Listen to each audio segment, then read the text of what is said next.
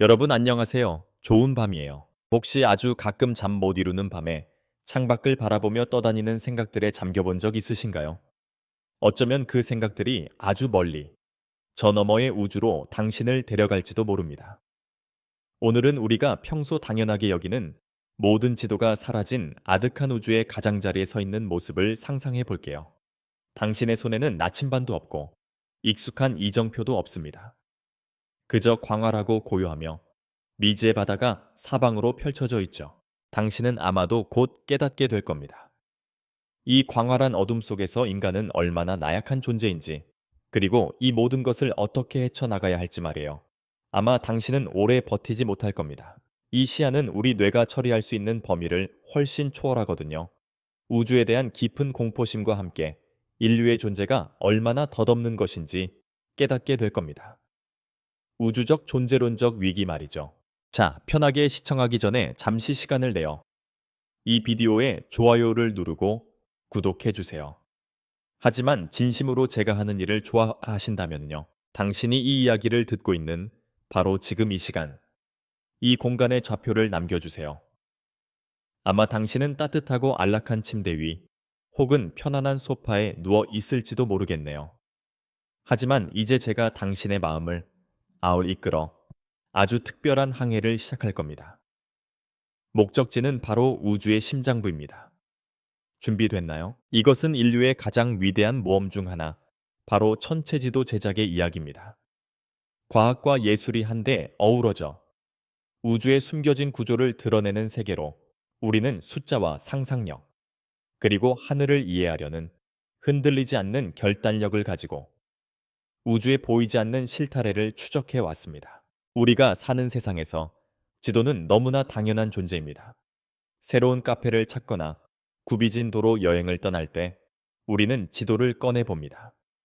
이제 아주 잠시 동안 이 모든 것을 잊어보세요. 빛의 속도로 측정되는 거리 바람 속의 모래처럼 흩날리는 별들 중력의 무게 아래 휘어지는 현실 속에서 길을 찾는 상상을 해봅시다. 천체지도 제작자들은 매일 이 불가능한 임무에 직면합니다.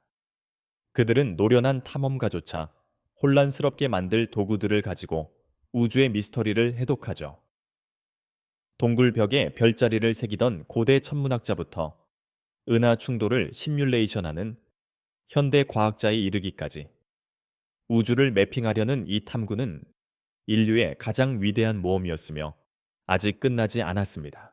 어쩌면 당신은 모든 성도와 모든 우주 시뮬레이션, 그리고 숨막히는 은하계 이미지가 탁월한 추측과 순수한 독창성 위에 세워져 있다는 사실을 믿기 어려울지도 모르겠습니다. 우주에는 도로 표지판이 없고 길을 알려주는 우주적 위성 항법 장치도 없습니다. 대신 천체지도 제작자들은 빛의 미묘한 속삭임 보이지 않는 물질의 중력적 당김, 그리고 천체의 복잡한 춤에 의존하여 우주의 거대한 설계를 조각조각 맞춰 나갑니다. 이것은 단순히 그래프에 점을 찍는 것을 넘어섭니다. 그것은 별에 쓰인 이야기들을 밝혀내는 일입니다. 우리가 어디에서 왔고 어쩌면 어디로 향하고 있는지에 대해 말해주는 이야기들 말이에요. 그러니 이제 미지의 세계로 항해를 시작해 봅시다. 그곳에서는 과학의 도구가 예술가들의 붓이 되고 모든 발견이 인류의 가장 오래된 되는 질문에 한 걸음 더 다가서게 합니다. 지도의 가장자리 너머에는 무엇이 있을까요? 인류의 첫 번째 캔버스는 언제나 밤하늘이었습니다. 우리 조상들은 눈과 흔들리지 않는 호기심만을 가지고 저 광활하고 반짝이는 테피스트리를 연구했죠. 수천 년 전 오늘 우리가 올려다보는 똑같은 별들 아래에서 바빌로니아인들은 인류 최초의 성도를 점토판에 새겼습니다. 단순히 기록을 위해서가 아니라 신성한 길잡이로서 말이에요. 이것들은 단순한 스케치가 아니었습니다. 그것들은 생존 도구였죠. 농부들은 시리우스의 떠오름을 추적하여 나일강의 범람을 예측했고, 폴리네시아 항해자들은 별의 길을 암기하여 상상보다 더 넓은 대양을 건넜습니다. 심지어 이집트의 피라미드조차 천체 패턴에 맞춰 정렬되어 있죠. 이는 위성 항법 장치나 망원경이 생기기 훨씬 전에 인간이 이미 과학과 신화, 그리고 필요성을 문화의 직물 속에 엮어내는 우주 지도 제작자들이었음을 증명합니다. 고대 지도들의 놀라운 점은 그들이 가진 제한된 도구를 고려할 때 얼마나 정밀했는지에 있습니다. 2000년 년이 넘는 시간 동안 이집트의 한 신전 천장에 새겨진 덴데라 황도대를 보세요. 그것은 단순히 별자리를 묘사하는 것을 넘어 행성의 움직임을 놀랍도록 정확하게 포착하고 있습니다. 또는 당나라 시대의 중국 성도를 생각해 보세요. 그들은 달보다도 밝은 초신성을 기록했죠. 이것들은 단순히 예술적 성취가 아니었습니다. 그것들은 데이터였죠. 시간을 빠르게 돌려 오늘날로 와보면은 그들의 유산은 슬론 디지털 천체 탐사, SDSS와 같은 프로젝트에서 살아 숨쉬고 있습니다. 천문학자들은 수십억 픽셀의 카메라를 사용하여 하늘을 스캔하고 있죠. 하지만 기술을 벗겨내면 그들의 임무는 변함이 없습니다. 그것은 우주의 혼돈을 우리가 이해할 수 있는 무언가로 번역하는 것입니다. 하지만 초기 천문학자들의 천재성은 그들이 무엇을 보았는지에만 있지 않았습니다. 그들이 어떻게 생각했는지에 있었죠. 중력의 물리나 광년에 대해 알지 못했음에도 불구하고 그들은 혼돈 속에서 패턴을 인식했고 무작위성을 질서로 바꾸었습니다. 그리스인들은 오리온을 사냥꾼으로 상상했고 마오리족은 플레이아데스 성단을 낚시 그물로 보았으며 마야인들은 금성의 주기를 시간 단위로 정확하게 기록했습니다. 그들의 지도는 단순한 항해 보조 도구를 넘어섰습니다. 그것들은 이야기였고 이론이었으며 심지어 보편적인 법칙을 찾으려는 초기 시도였습니다. 그리고 여기에 아름다운 역설이 있습니다. 양자 역학과 슈퍼컴퓨터로 무장한 오늘날의 천체 물리학자들도 여전히 별들 속에서 의미를 찾기 위해 그와 똑같은 인간적 본능에 의존하고 있습니다. 한 번에 하나의 관측을 통해 말이죠. 그러니 다음에 밤하늘을 올려다볼 때 당신은 그저 별들을 보고 있는 것이 아니라는 것을 기억하세요. 당신은 지도를 만들 수 없는 것을 감히 시 지도에 옮겨 그렸던 수많은 세대의 메아리를 보고 있는 겁니다. 그들의 작업은 호기심과 맨눈 외에는 아무것도 없이 수천 년에 걸쳐 속삭이고 있습니다. 우리에게 우주는 그저 우리가 관찰하는 대상이 아니라 우리가 계속해서 해독해 나가는 무언가라는 것을 상기시켜 주면서 말이에요. 하나의 별자리, 하나의 방정식, 하나의 대담한 아이디어를 통해 말이죠. 여기 우주적 역설이 있습니다. 벽도 바닥도 천장도 없는 우주에서 우리는 어느 방향이 위라고 결정할까요? 지구에서는 방향을 당연하게 여깁니다. 북쪽은 우리 행성의 자기장에 의하여 정의되고 중력은 아래가 어디인지 알려주죠. 하지만 우주의 공허 속으로 들어서는 순간 그러한 편안한 확실성은 사라집니다. 우주는 내장된 도로 표지판이나 당신은 여기 있습니다. 라는 화살표와 함께 오지 않습니다. 대신 천체 지도 제작자들은 모든 방향이 다른 어떤 방향만큼이나 유효하거나 임의적인 무한한 공간을 매핑하는 어지러운 도전에 직면하게 됩니다. 이러한 우주적 혼돈에 질서를 부여하기 위해 천문학자들은 지구에서 우리가 사용하는 위도와 경도와 매우 유사한 천체 좌표계 시스템을 고안했습니다. 적경과 적인은 우주의 격자선 역할을 하며 하늘을 측정 가능한 조각들로 나눕니다. 적경은 천체 경도처럼 작동하며 가상의 천체 적도를 따라 동쪽 또는 서쪽 위치를 추적하고 적이는 그 선 위아래로 물체가 얼마나 멀리 떨어져 있는지를 측정하여 위도를 반영합니다. 하지만 여기에 함정이 있습니다. 회전하는 행성에 고정된 지구의 격자와 달리 이 우주 좌표계는 수학적 관례에 의해서만 연결된 채 공간에 고정되지 않고 떠 있습니다. 예를 들어 북천극은 물리적인 장소가 아닙니다. 그것은 지구의 축이 무한히 바깥쪽으로 향할 때 하늘에서 가리키는 지점입니다. 오직 우리의 행성적 관점에서만 의미가 있는 유령 같은 기준이죠. 이 시스템은 우주 지도 제작에 대한 더 깊은 진실을 드러냅니다. 그것은 우주 현실에 관한 것만큼이나 인간의 관점에 관한 것이죠. 수억 광년 떨어진 깊은 우주를 표류하는 두 우주 비행사를 상상해 보세요. 만약 그들이 각각 성도를 들고 있다면 그들의 위와 아래는 완전히 일치하지 않을 수 있습니다. 하지만 둘 다 기술적으로는 옳을 겁니다. 그것은 우주에서의 방향이 절대적이지 않고 관계적이기 때문입니다. 고대 그리스인들은 북극성을 고정된 닻으로 보았지만 우리는 이제 북극성조차 수천 년에 걸쳐 흔들린다는 것을 알고 있습니다. 은하계의 원반은 자연스러운 기준면처럼 보일 수 있지만 그 너머의 은하들은 중력과 우주적 충돌의 변덕에 의해 그들의 방향이 좌우되며 이상한 각도로 기울어져 있습니다. 그렇다면 우리는 어떻게 이러한 유동적이고 경계 없는 영역을 항해할까요? 해답은 조용한 합의의 힘에 있습니다. 천문학자들은 국제 천체 기준계 ICRS와 같은 표준화된 기준 틀에 동의했습니다. 이것은 멀리 떨어진 퀘이사를 밟고 움직이지 않는 봉화로 사용하여 고정점을 만듭니다. 이 퀘이사들은 너무 멀리 떨어져 있어서 그들의 움직임은 무시할 수 있으며 측정을 위한 안정적인 뼈대를 만듭니다. 마치 배에서 보이는 삼봉우리를 이용해 위치를 삼각 측량하는 것과 비슷하지만 산이 수십억 광년 떨어져 있는 것과 같죠. 하지만 이 시스템에도 특이한 점이 있습니다. 수세기 동안 지구의 자전축 세차 운동은 우리의 천체 격자를 천천히 이동시킵니다. 이는 성도들이 끊임없이 업데이트되어야 한다는 것을 의미하죠. 이것은 가장 정밀한 잔주음 우주 좌표조차도 결국 그 임시적인 인간의 구성물이라는 것을 증명합니다. 놀라운 것은 우리가 이 복잡한 시스템을 구축했다는 것뿐만 아니라 그것이 전혀 작동한다는 사실입니다. 망원경이 은하를 추적하기 위해 회전할 때마다 또는 우주 탐사선이 경로를 조정할 때마다 그것은 수학과 상상력으로 함께 엮인 이러한 추상적인 좌표에 의존하고 있습니다. 길을 가리키는 보편적인 나침반 바늘은 없습니다. 그저 별이 가득한 공허를 우리가 탐험하고 측정하고 심지어 고향이라고 부를 수 있는 무언가로 바꾼 과학자들의 집단적 독창성이 있을 뿐이죠. 그리고 이것이 우주 지도 제작의 가장 심오한 교훈일지도 모릅니다. 고정된 방향이 없는 우주에서 우리는 단순히 공간을 매핑하는 것이 아닙니다. 우리는 본래 존재하지 않는 곳에 의미를 창조하고 있습니다. 프톨레마이오스는 2세기의 알렉산드리아에서 별이 흩뿌려진 하늘 아래 앉아 날카로운 눈과 끊임없는 인내심만을 가지고 양피지의 계산을 긁어댔습니다. 그의 걸작 알마게스트는 단순한 별 목록이 아니었습니다. 그것은 급진적인 상상의 행위였죠.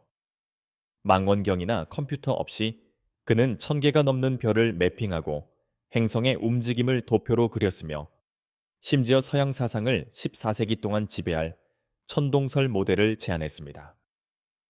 물론 그는 우주에서 지구의 위치에 대해 틀렸지만 그의 진정한 승리는 정확성에 있지 않았습니다. 그것은 대담함에 있었습니다. 프톨레마이오스는 감히 천체의 혼돈의 질서를 부여했고 결함 있는 지도조차도 뒤따르는 사람들을 위해 길을 밝힐 수 있음을 증명했습니다.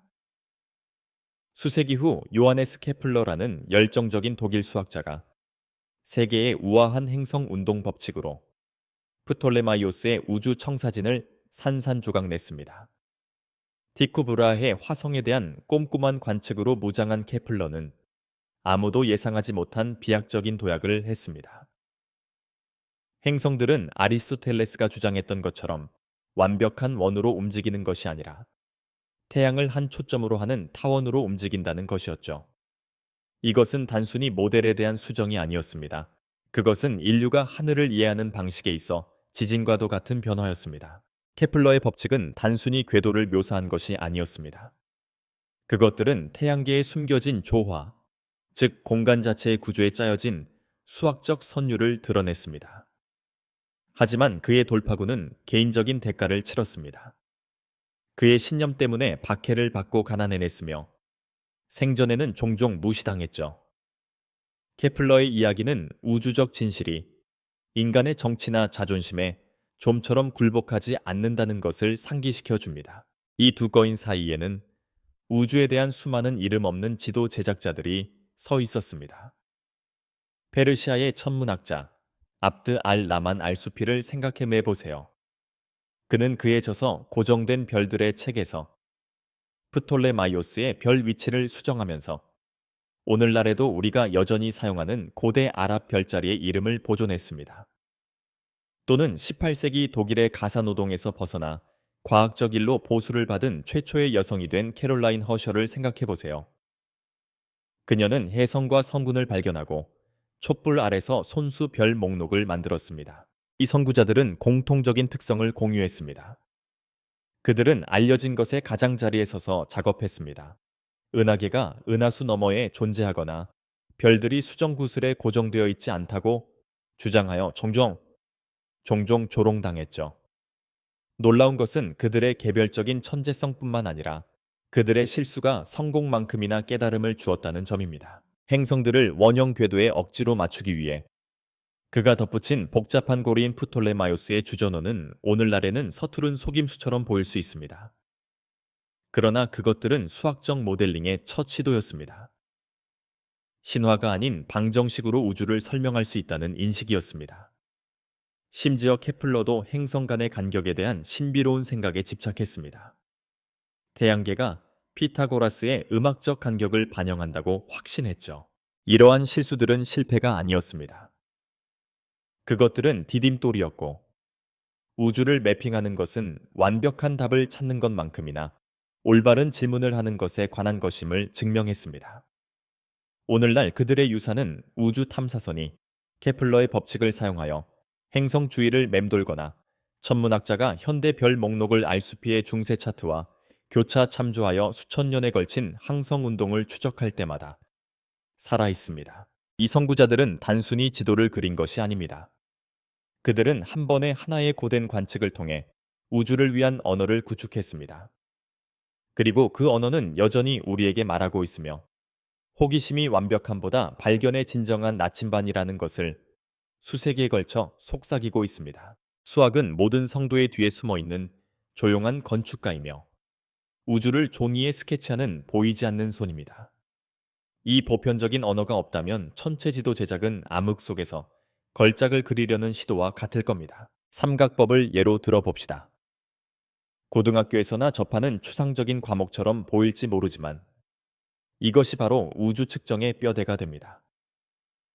천문학자들이 별까지의 거리를 계산할 때 그들은 측량사가 강의폭을 측정할 때 사용하는 것과 동일한 원리에 의존하는 시차를 사용합니다. 지구가 태양 주위를 공전함에 따라 가까운 별들은 더 멀리 있는 별들을 배경으로 약간 이동하는 것처럼 보입니다. 이 작은 각도 변화를 측정하고 삼각함수를 적용함으로써 천문학자들은 별의 거리를 놀라울 정도로 정밀하게 측정할 수 있으며 보이지 않는 변화를 정확한 숫자로 바꿀 수 있습니다. 하지만 삼각법은 시작에 불과합니다. 미적분은 천체의 춤을 예측하기 위해 등장하며 뉴턴의 운동 법칙을 하늘의 동적인 지도로 변환합니다. 혜성의 경로를 추적하려고 한다고 상상해 보세요. 그것의 속도는 태양 주위를 돌면서 변하며 단순한 산술로는 포착할 수 없는 방식으로 중력의 영향을 받습니다. 미적분은 이 움직임을 무한히 작은 단계로 쪼개어 수많은 미세한 변화를 합산하여 혜성이 몇 달 또는 몇 년 후 어디에 있을지 예측합니다. 이것은 단순히 이론이 아닙니다. 이것은 로제타와 같은 임무가 수백만 마일의 텅 빈 공간을 가로질러 바늘의 실을 꿰듯이 가속하는 혜성을 가로지르는 10년의 여정을 계획하는 방법입니다. 그리고 우주의 기하학을 뒤흔든 상대성 이론이 있습니다. 거대한 물체가 트램펄린 위의 볼링공처럼 시공간을 왜곡시킨다는 아인슈타인의 발견은 우리의 천체 격자선조차도 견고하지 않다는 것을 의미합니다. 태양 근처를 지나는 별빛은 아주 미세하게 휘어지는데 이는 1919년 일식 동안 확인되어 아인슈타인을 유명하게 만든 현상입니다. 오늘날 천문학자들은 이 왜곡을 고려하여 먼 은하들의 위치를 매핑하고 마치 엉뚱한 거울을 조정하듯이 위치를 수정합니다. 일반 상대성 이론의 방정식은 우주를 단순히 묘사하는 것이 아닙니다.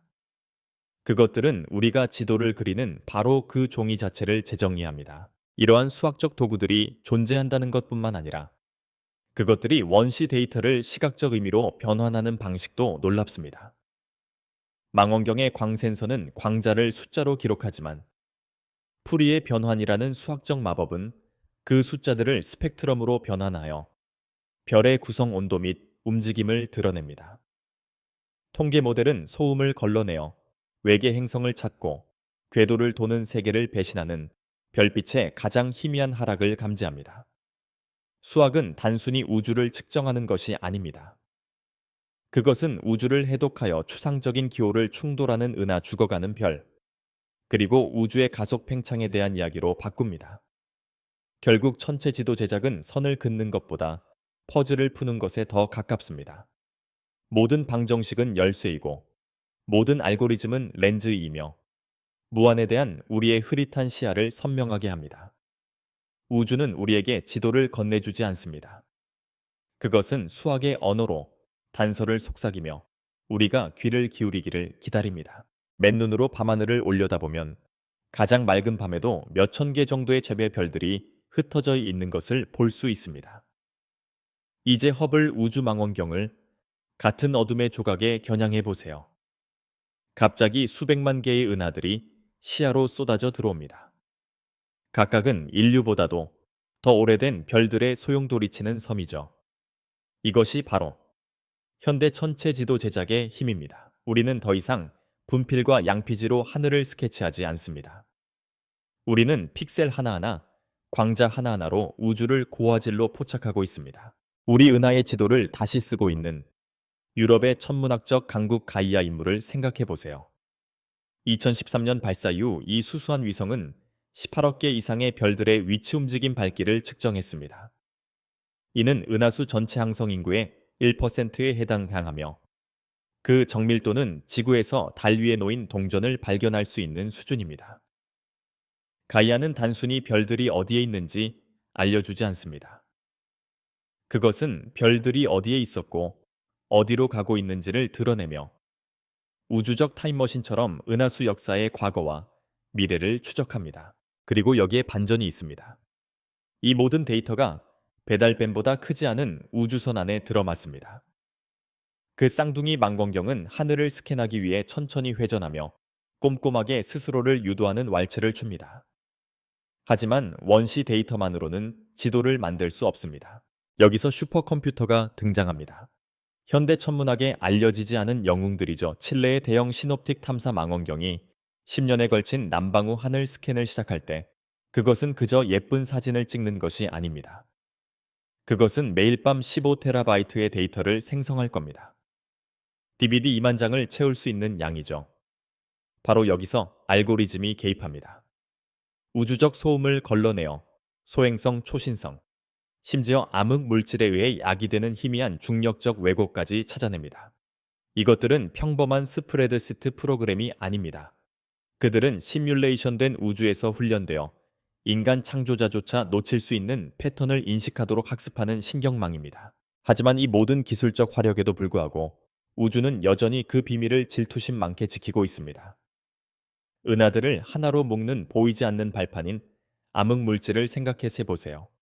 우리는 그것이 빛을 구부리는 방식을 통해 그 존재를 매핑했습니다. 마치 그림자를 통해 실루엣을 추적하는 것과 같죠. 하지만 그 진정한 본질은 여전히 파악하기 어렵습니다. 또는 최근에 발견된 초분산 은하를 생각해 보세요. 별들의 유령 같은 집합체로 너무 희박해서 거의 투명합니다. 이것은 은하가 이제 어떻게 형성되는지에 대해 우리가 알고 있다고 생각했던 모든 것에 도전합니다. 도구는 점점 더 좋아지지만 우주는 계속해서 판돈을 올리며 모든 답이 더 깊은 질문을 드러낸다는 것을 상기시켜 줍니다. 정말 혁명적인 것은 우리 현대 별 지도의 규모뿐만이 아닙니다. 그것들이 우주에서 우리의 위치를 어떻게 재편하고 있는지에 있습니다. 제임스 웹 우주만원경이 빅뱅 이후에 탄생한 최초의 은하들을 들여다볼 때 그것은 단순히 데이터를 수집하는 것이 아닙니다. 그것은 우주 진화의 가족 사진을 함께 엮고 있는 것입니다. 칠레의 아타카마 사막에 있는 알마 같은 전파 망원경은 먼 먼지 구름 속에서 행성의 탄생 울음을 포착하고 중력파 검출기는 충돌하는 블랙홀로부터 오는 시공간의 잔물결을 듣습니다. 이것들은 고립된 장비들이 아닙니다. 그들은 한때 매핑할 수 없다고 여겨졌던 것을 매핑하기 위한 집단적 노력인 글로벌 천문대의 조각들입니다. 그리고 이것이 가장 겸손한 교훈일지도 모릅니다. 우리의 모든 테라바이트와 알고리즘에도 불구하고 천체 지도 제작은 심오하게 인간적인 노력으로 남아 있습니다. 모든 데이터 세트 뒤에는 한밤중에 화상 통화로 이상 현상에 대해 토론하는 과학자들, 커피 얼룩진 인쇄물에서 특이점을 발견하는 대학원생들, 그리고 뒷마당 망원경으로 관측을 제공하는 아마추어 천문학자들이 있습니다. 우주는 무한할지 모르지만 바빌론의 점토판에서 가이아의 별 목록에 이르는 우리의 지도는 궁극적으로 하늘뿐만 아니라 그것을 이해하려는 우리의 끝없는 열망을 반영하는 거울입니다. 손바닥 위에 우주 전체를 들고 있다고 상상해 보세요.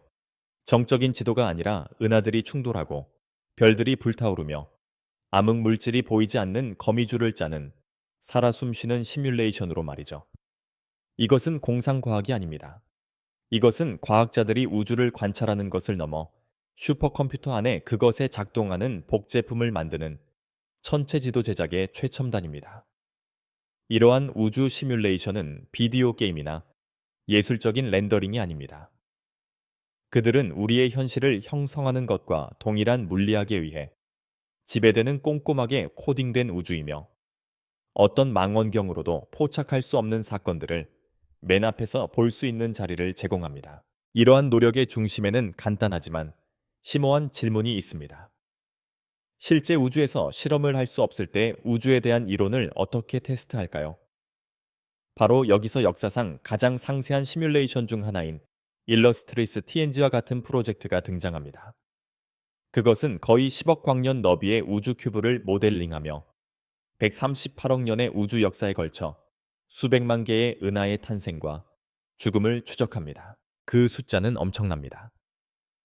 암흑 물질, 가스, 별, 블랙홀을 나타내는 수조 개의 입자들이 중력, 유체 역학 및 자기장을 묘사하는 방정식에 의해 모두 안무됩니다. 하지만 진정한 마법은 연구자들이 이 가상 우주를 실제 망원경 데이터와 비교할 때 일어납니다. 그들이 옳다는 것을 증명하기 위해서가 아니라 그들이 어디에서 틀렸는지 발견하기 위해서죠. 우주의 가장 파악하기 어려운 성분인 암흑 물질을 예로 들어 봅시다. 이글과 밀레니엄 같은 시뮬레이션은 충격적인 것을 드러냈습니다. 가상 공간에서 암흑 물질이 뭉치는 방식이 실제 우주에서 우리가 보는 것과 항상 일치하지 않는다는 것이죠. 작은 규모에서 시뮬레이션의 은하들은 우리가 관찰하는 것보다 훨씬 더 많은 위성 은하들에 둘러싸여 있는 것처럼 보입니다. 이 누락된 위성 문제는 실패가 아닙니다. 그것은 단서입니다. 그것은 보통 물질이 암흑 물질과 어떻게 상호작용하는지에 대한 우리의 이해의 간격이 있거나 어쩌면 우주론의 표준 모델 자체에 결함이 있음을 시사합니다. 이러한 디지털 우주는 우주적 배터리 접시 역할을 하여 과학자들이 시험의 변수를 조정하고 그 결과가 몇 년에 걸쳐 펼쳐지는 것을 며칠 만에 지켜볼 수 있게 합니다. 하지만 우주를 시뮬레이션하는 것은 물리학을 디버깅하는 것에 관한 것만이 아닙니다. 그것은 볼 수 없는 것을 목격하는 것에 관한 것이죠. 초대질량 블랙홀이 별을 삼키는 것을 보거나 우주를 하나로 묶는 예문, 물질의 거대한 거미 같은 구조인 우주 거대 구조를 추적하고 싶으신가요? TNG-50과 같은 시뮬레이션은 이러한 현상을 숨 막힐 정도로 상세하게 렌더링하여 인간이 관측만으로는 직관할 수 없는 패턴을 드러냅니다. 사건의 지평선 망원경이 2019년 블랙홀 그림자의 첫 이미지를 포착했을 때 데이터를 해석하는 데 도움이 된 것은 시뮬레이션이었으며 블랙홀의 회전이 아인슈타인의 예측과 일치한다는 것을 증명했습니다. 하지만 이러한 디지털 경이로움에도 한계가 있습니다. 우주는 완벽하게 모델링하기에는 너무 방대하고 너무 미세한 규모에서 작동합니다. 빅뱅 당시의 양자 요동에서부터 은하단 사이에 헤아릴 수 없는 공허에 이르기까지 말이죠. 이를 보완하기 위해 시뮬레이터들은 흥미로운 영역을 확대하면서 나머지는 근사치를 내거나 수많은 별들을 대표하기 위해 단일 입자를 할당하는 영리한 지름길을 사용합니다. 그것은 마치 넓은 붓으로 풍경화를 그린 다음 보는 이의 시선이 머무를 곳에만 미세한 디테일을 추가하는 것과 같습니다. 그 결과는 완벽한 복제품이 아니라 아마도 더 가치 있는 것일 겁니다. 모든 변칙이 더 깊은 진실을 암시하는 발견을 위한 놀이터 말이죠. 가장 겸손한 점은 이러한 시뮬레이션이 지도와 영토 사이의 경계를 모호하게 한다는 것입니다. 천문학자들이 최근 암흑 물질이 없는 은하를 발견했을 때 현재 이론으로는 불가능한 발견이었죠. 시뮬레이션이 그 발견을 맥락화하는 데 도움이 되었고, 그 은하가 폭력적인 충돌로 인해 암흑 물질을 빼앗겨 쓸 수 있음을 시사하였습니다. 이러한 방식으로 가상우주는 우리의 아이디어를 테스트할 뿐만 아니라 현실이 항상 우리의 가장 정교한 모델조차 앞설 것이라는 겸손함을 가르쳐 줍니다. 그리고 그것이 우주 시뮬레이션의 궁극적인 약속입니다. 하늘의 신비를 대체하는 것이 아니라 한 줄의 코드씩 그 신비를 더 깊게 만드는 것입니다. 우주에는 비밀이 있습니다. 너무나 방대해서 우리가 볼 수 있는 모든 것을 왜소하게 만들죠. 우리의 망원경을 가득 채우는 모든 별 은하, 그리고 빛나는 성운은 존재의 5% 미만을 차지합니다. 나머지는 눈에 잘 띄지 않는 곳에 숨어 있습니다. 암흑 물질과 암흑 에너지에 보이지 않는 바다로 그림자로부터 우주를 형성하고 있습니다. 빙산처럼 생각해 보세요. 우리가 관찰하는 것은 그저 반짝이는 끝부분일 뿐이며 표면 아래에는 감지를 거부하는 수수께끼 같은 영역이 놓여 있습니다. 하지만 천체지도 제작자들은 이 보이지 않는 다수를 매핑하는 방법을 찾았습니다. 빛을 포착하는 것이 아니라 그것이 현실에 남기는 지문을 읽음으로써 말이죠. 그들의 가장 강력한 도구 중 하나는 아인슈타인이 한 세기 전에 예측한 현상인 중력 렌즈 효과입니다. 먼 은하로부터 오는 빛이 우리를 향해 올 때 그것은 직선으로 움직이지 않습니다. 그것은 트램펄린 위의 볼링공처럼 시공간을 왜곡하는 암흑 물질과 같은 거대한 물체 주위에서 휘어집니다. 그 결과 뒤에 있는 은하들을 왜곡하고 확대하는 우주적 재미있는 거울이 되어 때로는 그들을 반짝이는 원호나 고리로 바꾸기도 합니다. 이러한 왜곡을 연구함으로써 천문학자들은 문자 그대로 보이지 않는 것을 무게를 달 수 있습니다. 우리와 렌즈로 왜곡된 은하 사이에 얼마나 많은 암흑 물질이 있는지 계산하는 것이죠. 그것은 마치 숨겨진 물체가 들이우는 그림자를 통해 그 모양을 추론하는 것과 같습니다. 허블 우주망원경의 프론티어 필드 프로젝트는 이 기술을 사용하여 암흑 물질의 촉수들에 대한 놀랍도록 상세한 지도를 만들었습니다. 그것들이 유령 같은 거미줄처럼 은하단들을 어떻게 엮어내는지 보여주면서 말이에요. 하지만 암흑 물질만이 우주를 형성하는 유일한 유령은 아닙니다. 암흑 에너지라는 훨씬 더 수수께끼 같은 힘도 있습니다. 이것은 가속하는 속도로 공간을 분리하고 있죠. 그 영향을 추적하기 위해 과학자들은 레드 시프트, 즉 멀리 있는 은하들이 우리로부터 멀어지면서 빛의 파장이 늘어나는 현상으로 눈을 돌립니다. 다른 거리에 있는 은하들이 얼마나 빨리 후퇴하고 있는지 측정함으로써 천문학자들은 충격적인 것을 발견했습니다. 우주가 단순히 팽창하는 것이 아닙니다. 어떤 보이지 않는 손이 우주적 가스 페달을 밟는 것처럼 점점 더 빨리 팽창하고 있다는 것이죠. 수백 명의 연구자들이 참여한 5년간의 노력인 암흑 에너지 탐사 DS는 지대의 잔해의 TS는 수백만 개의 은하를 스캔하여 이 가속을 전례 없는 세부 사항으로 매핑하며 암흑 에너지가 우주 전체 에너지의 거의 70%를 차지한다는 것을 확인했습니다. 이 두 개의 보이지 않는 힘이 서로 어떻게 작용하는지는 흥미롭습니다. 암흑 물질의 중력은 은하들을 하나로 끌어당기는 반면 암흑 에너지는 그들을 멀리 내던집니다. 그들의 우주적 줄다리기는 모든 것의 운명을 좌우합니다. 시뮬레이션은 암흑 물질의 접착제가 없었다면 은하들은 결코 형성되지 않았을 것이고 암흑 에너지에 밀어내는 힘이 없었다면 우주는 오래전에 스스로 붕괴했을 수도 있음을 보여줍니다. 하지만 그들의 중요성에도 불구하고 우리는 여전히 그들이 진정으로 무엇인지 모릅니다. 암흑 물질은 발견되지 않은 입자로 만들어졌을까요?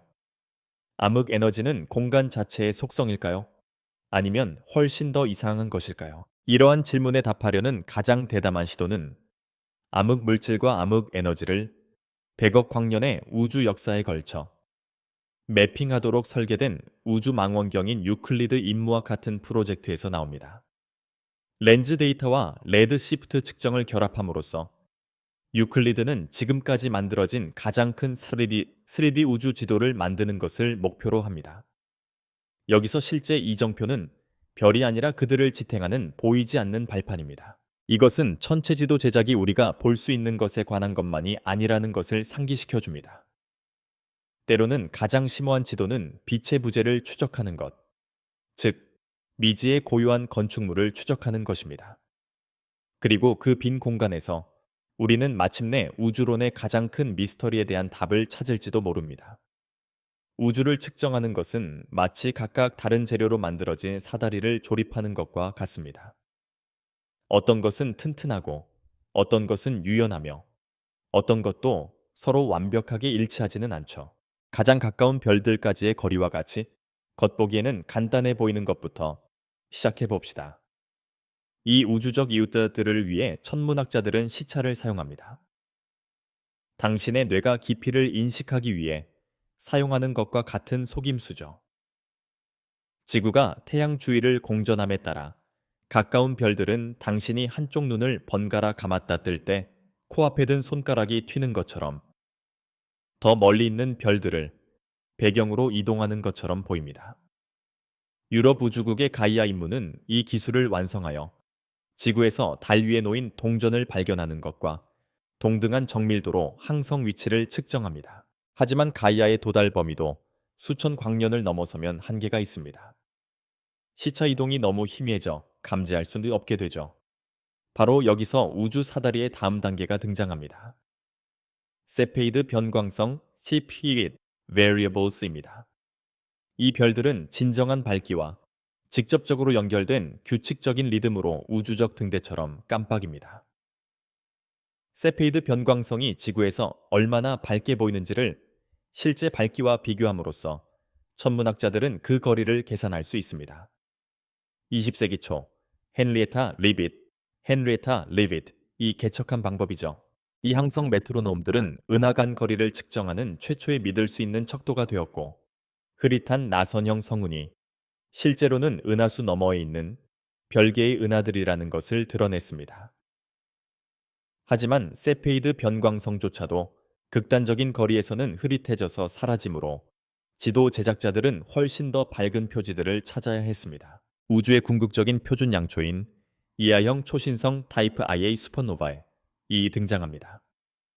이 격렬한 항성 폭발은 항상 같은 고유 밝기에서 절정에 달함으로 관측 가능한 우주 전체의 절반 거리에서도 볼 수 있습니다.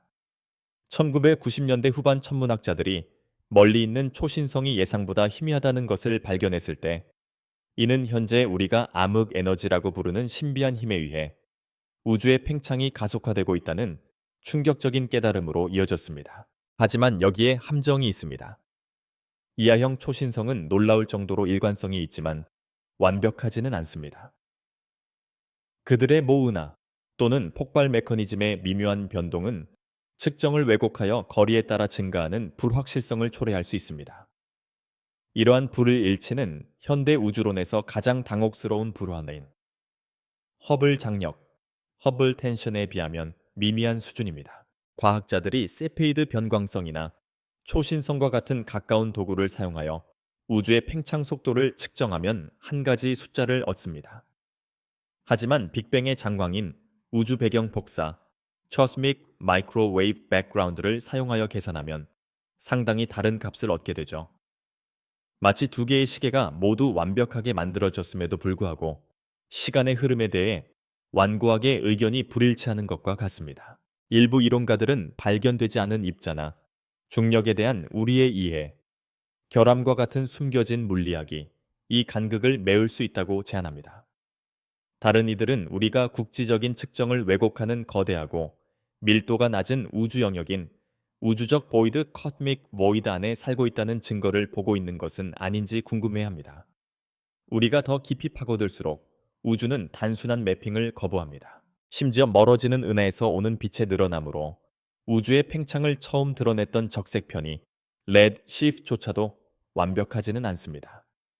그 사이에 있는 먼지 은하 충돌, 그리고 은하들의 고유한 움직임은 신호를 흐리게 만들어 천문학자들이 여러 기술로 교차 확인하도록 강요합니다. 중력파 천문학 Gravitational Wave Astronomy. 그와 같은 새로운 도구들은 충돌하는 중성자별에서 오는 시공간의 잔물결을 독립적인 거리 표지로 사용하여 신선한 접근 방식을 약속합니다. 하지만 모든 돌파구는 새로운 복잡성의 층을 드러내는 것처럼 보이며 우리에게 우주 지도 제작이 완벽한 답을 찾는 것이 아니라 더 나은 질문을 만드는 것임을 상기시켜 줍니다. 그리고 가까운 별들의 시차와 빅뱅의 메아리 사이 어딘가에서 우리는 단순히 공간을 측정하는 것이 아닙니다. 우리는 불확실한 숫자 하나씩 우주에 숨겨진 필체를 읽는 법을 배우고 있습니다. 보이저 탐사선들을 생각해 보세요. 인류의 가장 멀리까지 도달한 사절로 이제 태양계의 가장자리를 넘어 표류하고 있습니다. 1970년대 후반에 발사된 이 쌍둥이 우주선은 지구 소리를 담은 황금 레코드판뿐만 아니라 그들의 항해 시스템에 새겨진 천체 로드맵도 가지고 있습니다. 그들이 목성과 토성을 지나 모험을 할 때 엔지니어들은 그들을 안내하기 위해 위성 항법 장치나 전파 신호에만 의존할 수 없었습니다. 대신 그들은 펄서 풀살로 눈을 돌렸습니다. 규칙적인 정밀도로 방사선 빔을 방출하는 빠르게 회전하는 중성자별을 우주적 등대로 사용했죠.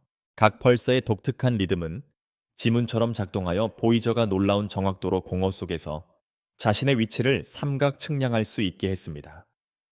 심지어 40년이 넘는 시간과 수십억 마일 떨어진 지금도 펄서 항법이라고 불리는 이 기술은 우주시대의 유물이 아닙니다. 2015년 면광성을 지나 비행한 나사의 뉴 호라이즌스와 같은 현대 임무들도 여전히 이 기술에 의존하고 있습니다. 하지만 여기에 반전이 있습니다. 이 탐사선들은 단순히 별 지도를 사용하는 것이 아닙니다. 그들은 지도를 개선합니다. 뉴 호라이즌스가 카이퍼 벨트를 통과하며 질주할 때 그 카메라는 지구 기반 망원경으로는 결코 따라잡을 수 없는 유리한 지점에서 먼 별들의 이미지를 포착했습니다. 이러한 관측은 천문학자들이 천체의 위치를 재조정하는 데 도움이 되었고 즉석에서 수집된 데이터로 우리의 우주 지도책을 더 선명하게 만들었습니다. 이것은 탐험의 피드백 고리입니다.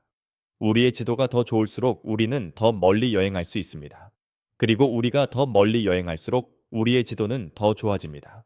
하지만 펄서는 천체 항해사의 도구 상자 중 하나일 뿐입니다. 더 가까운 곳에서 화성 탐사 로봇과 같은 임무들은 광학 항법, 옵티컬 나비게이션이라고 불리는 기술에 의존합니다. 탑재된 카메라가 별들을 배경으로 화성의 달인 포보스와 데이모스의 사진을 찍는 것이죠.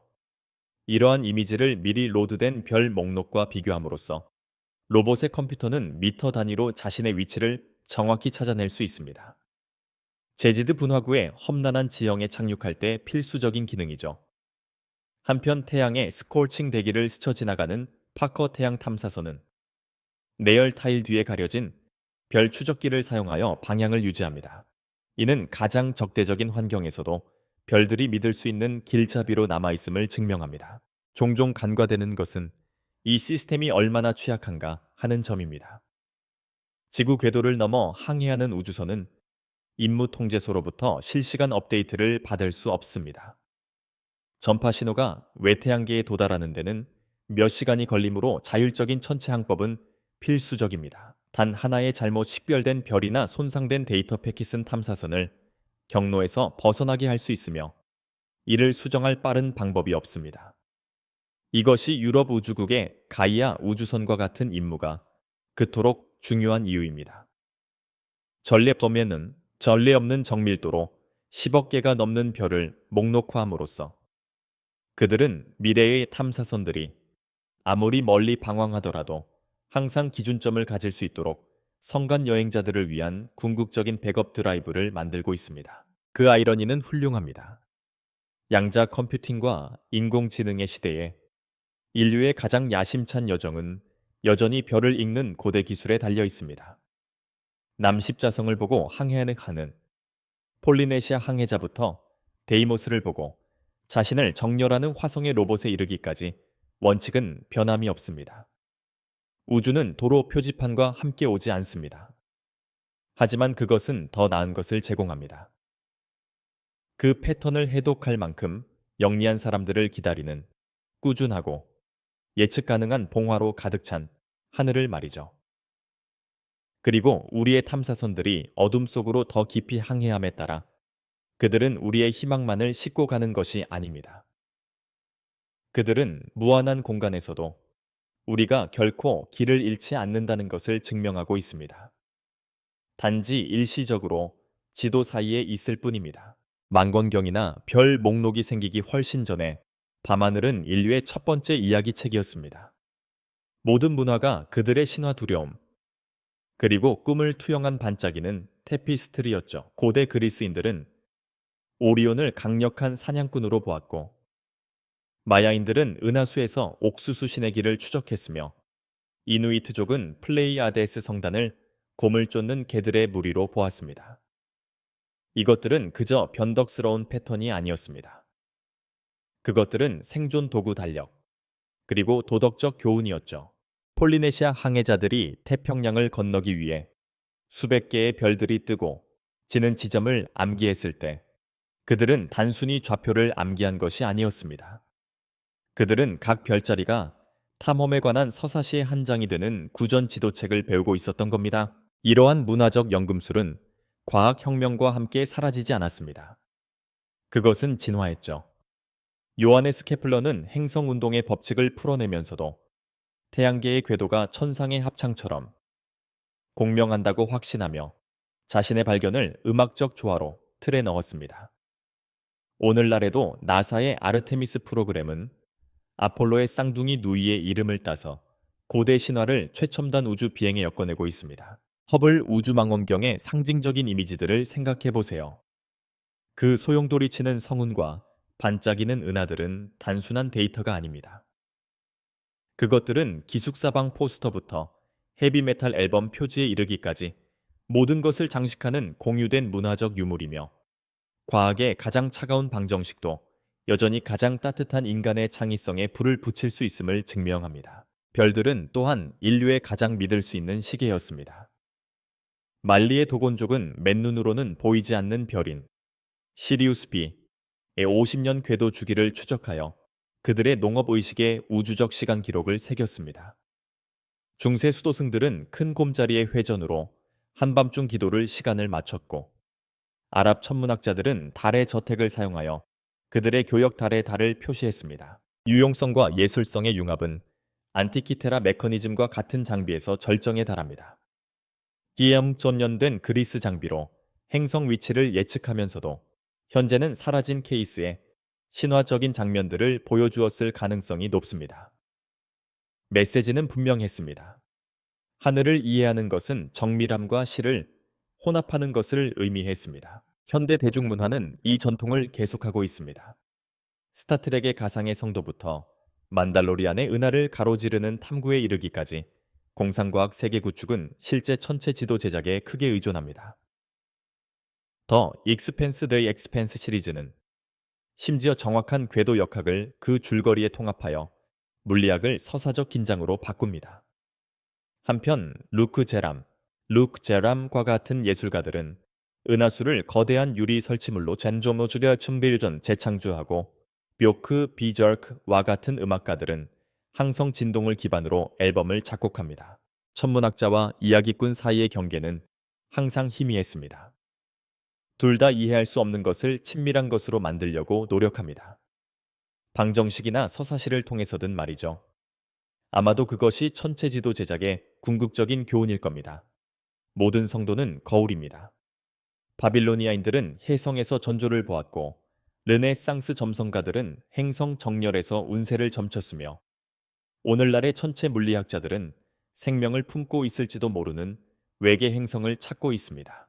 그들의 도구는 변하지만 위를 올려다보며 빛의 점들 뿐만 아니라 의미를 보려는 충동은 변하지 않습니다.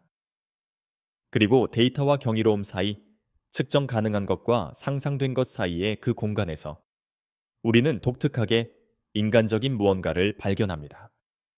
우주가 단순히 매핑해야 할 대상이 아니라 우리가 속해야 할 대상이라는 완고한 믿음을 말이죠. 오늘 우리가 보는 밤하늘은 우리 눈앞에서 변하려 하고 있습니다. 별들이 변해서가 아니라 그것들을 관찰하는 우리의 도구들이 한때 공상과학 소설에 국한되었던 영역으로 도약하고 있기 때문입니다. 금박 거울과 적외선 시야를 갖춘 제임스 웹 우주망원경, 제임스 웹 스페이스 텔레스콥은 이미 그 빛이 우리에게 도달하기 위해 30억 년 이상을 여행한 은하들로부터 빛을 포착함으로써 우주 역사를 다시 쓰고 있습니다.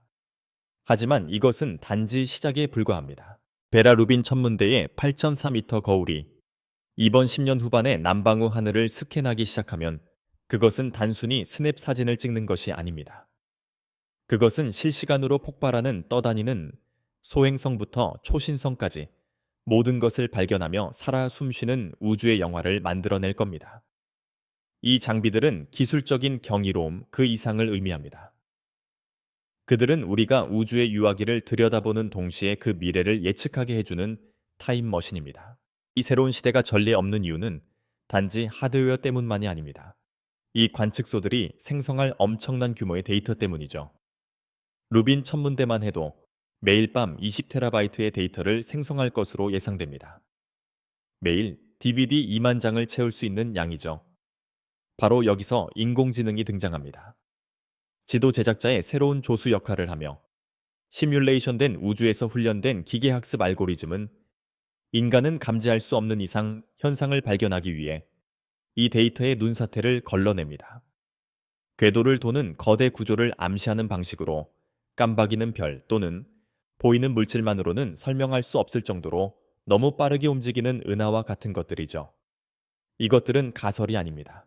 세티세티아이이 브레이크스루 리슨, 브레이크트루 리슨과 같은 프로젝트는 이미 인공지능을 사용하여 외계 신호를 위해 수백만 개의 전파 주파수를 스캔하고 있으며 나사의 엑소마이너 알고리즘은 보관된 망원경 데이터에서 수십 개의 간과된 외계 행성을 발견했습니다. 우주의 다음 위대한 미스터리들은 이미 눈에 잘 띄는 곳에 숨어 있었을지도 모릅니다.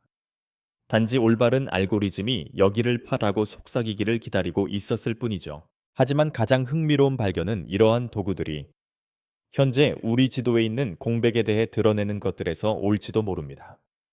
유럽 우주국의 유클리드 망원경이 암흑 물질과 암흑 에너지에 대한 6년간의 탐사를 시작할 때 그것은 기존 이론들을 확인하는 것만이 아닐 겁니다.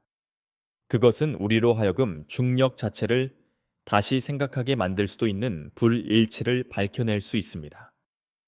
마찬가지로 두 대륙에 걸쳐 있는 전파 망원경 네트워크인 스퀘어 킬로미터 어레이 스퀘어 킬로미터 어레이는 우주 거대 구조를 가로지르는 원시 자기장을 감지할 수 있습니다.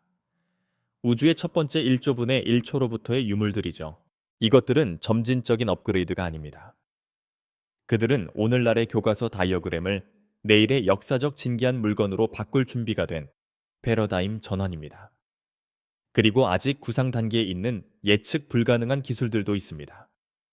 우주선들을 그들의 먼 기원까지 추적하는 뉴트리노 망원경이나 시간의 시작부터 블랙홀 탄생의 울음소리를 들을 만큼 민감한 중력파 검출기를 상상해 보세요. 일부 이론가들은 빛 뉴트리노 그리고 중력파를 결합하여 중성자별 충돌과 같은 사건들의 3차원 지도를 만드는 다중 메시저 천문학 물티 메신저 애스트로노미에 대해 추측하기도 합니다. 마치 우리가 열쇠 구멍을 통해 우주를 연구해 왔고 이러한 새로운 도구들이 마침내 문을 활짝 열어주는 것과 같습니다. 아이러니는 심오합니다. 우리의 우주 지도가 더 정밀해질수록 그들은 또한 더 기이해지며 우리 조상들이 상상했던 것보다 훨씬 더 이상한 우주를 드러냅니다. 암흑 에너지의 가속 양자 거품에 끌어오르는 혼돈 현실이 투영물일지도 모른다는 홀로그램 원리. 이러한 아이디어들은 한 세기 전에는 생각할 수 없었을 겁니다. 그러나 그들은 오늘날의 최전선입니다.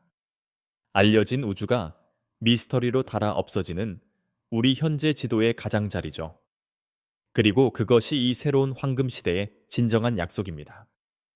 단지 공백을 채우는 것이 아니라 물어볼 새로운 종류의 질문들을 발견하는 것이죠. 별들은 변하지 않았지만 그들의 이야기를 읽는 우리의 능력은 혁명을 겪고 있습니다. 우리가 심지어 잃어버렸다는 것을 알지 못해 됐던 장들을 곧 드러낼 수도 있는 혁명 말이에요.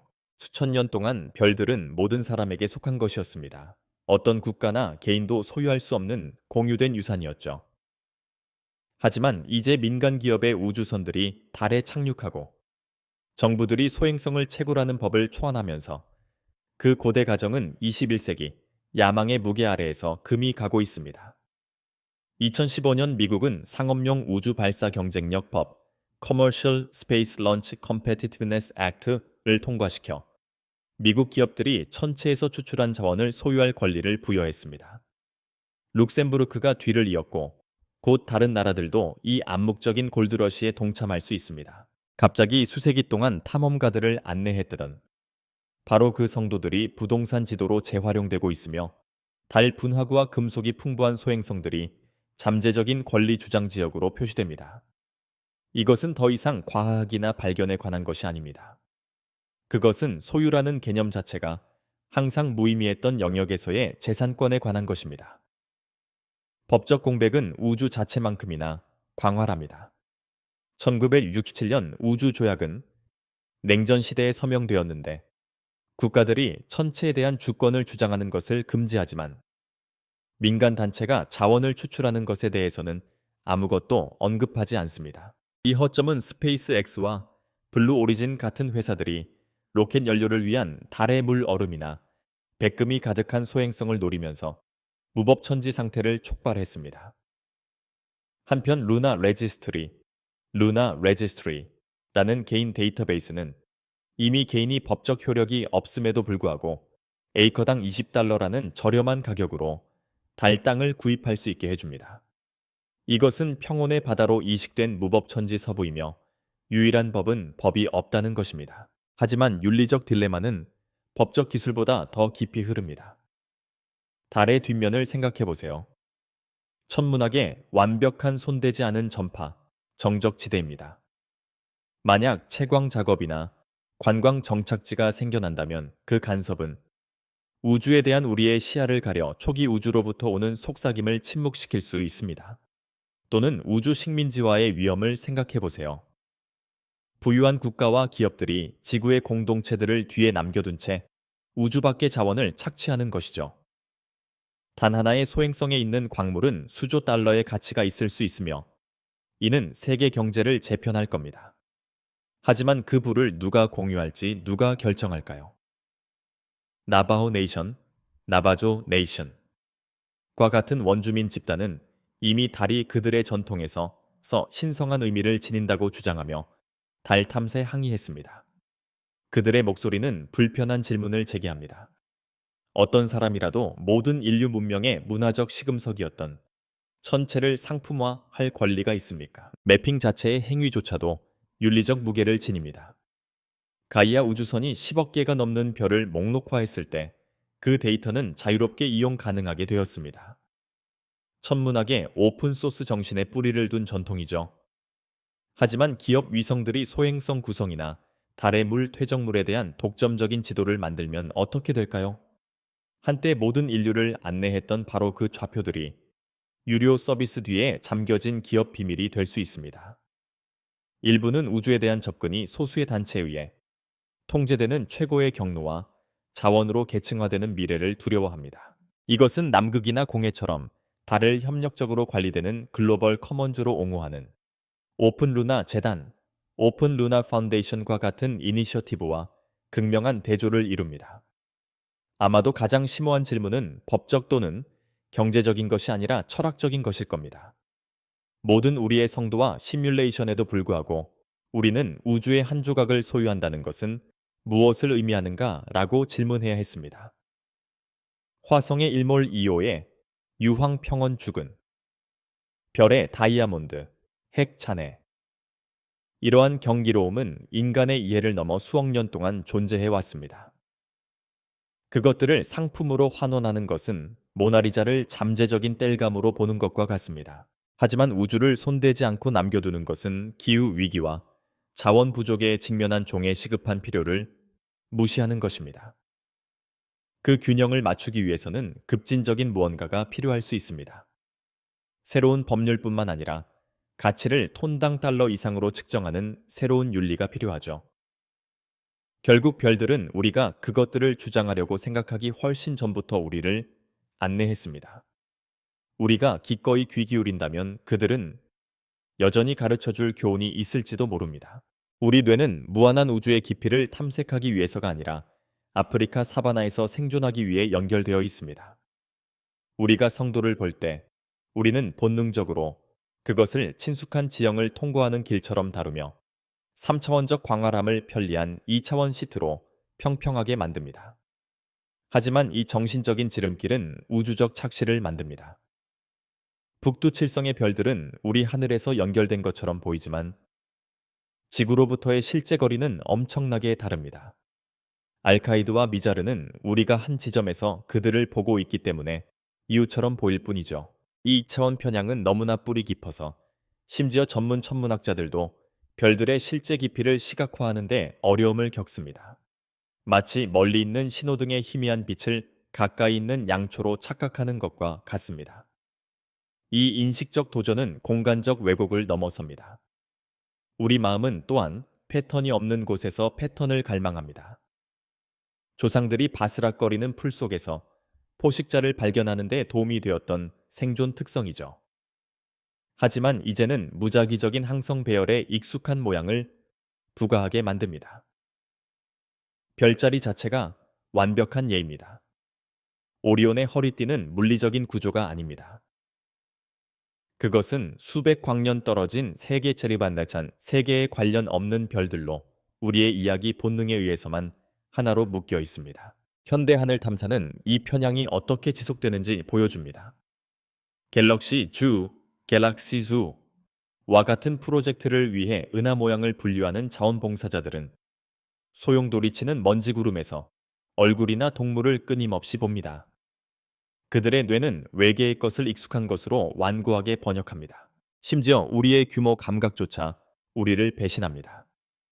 인간의 뇌는 킬로미터 또는 심지어 수천 킬로미터를 이해할 수 있지만 빛이 1년 동안 여행하는 거리인 광년은 직관적인 이해를 거부합니다. 천문학자들이 안드로메다 은하가 250만 광년 떨어져 있다고 말할 때 그 숫자는 현실이라기보다는 추상적인 것으로 등록됩니다. 이 간극을 메우기 위해 천체지도 제작자들은 기발한 규모 조정 트릭을 사용합니다. 한 고전적인 시각화는 태양계를 저녁 식사용 접시로 축소하여 지구는 모래알로 명왕성은 접시 가장자리를 공전하는 작은 점으로 만듭니다. 갑자기 가장 가까운 별인 프록시마 센타우리는 축구장 4개 거리의 다른 접시가 될 것이고 은하수는 미국 대륙을 가로지를 겁니다. 이러한 정신적 모델들은 단순히 교육 보조 도구가 아닙니다. 그들은 우리의 생물학이 준비되지 않은 현실을 파악하는 데 도움이 되는 인지적 보철입니다. 아마도 가장 교활한 한계는 시간 인식일 겁니다. 우리는 천문관 돔에 고정된 정적인 성도인 스냅 사진으로 우주를 경험합니다. 하지만 사실 모든 것은 움직이고 있습니다. 오늘날 우리가 북극성이라고 부르는 폴라리스는 피라미드가 건설될 때 그저 익명의 빛의 점에 불과했습니다. 그리고 12청천년 후 베가가 그 자리를 차지할 겁니다. 심지어 우리의 가장 훌륭한 시뮬레이션조차 이 유동성과 씨름합니다. 수십억 년에 걸쳐 펼쳐지는 은하 충돌은 우주적 안정성의 환상을 미묘하게 강화하는 눈부신 10초 애니메이션으로 압축됩니다. 해결책은 이러한 편향을 극복하는 것이 아닙니다. 그것은 생물학적으로 불가능합니다. 대신 그것들을 무기화하는 것이죠.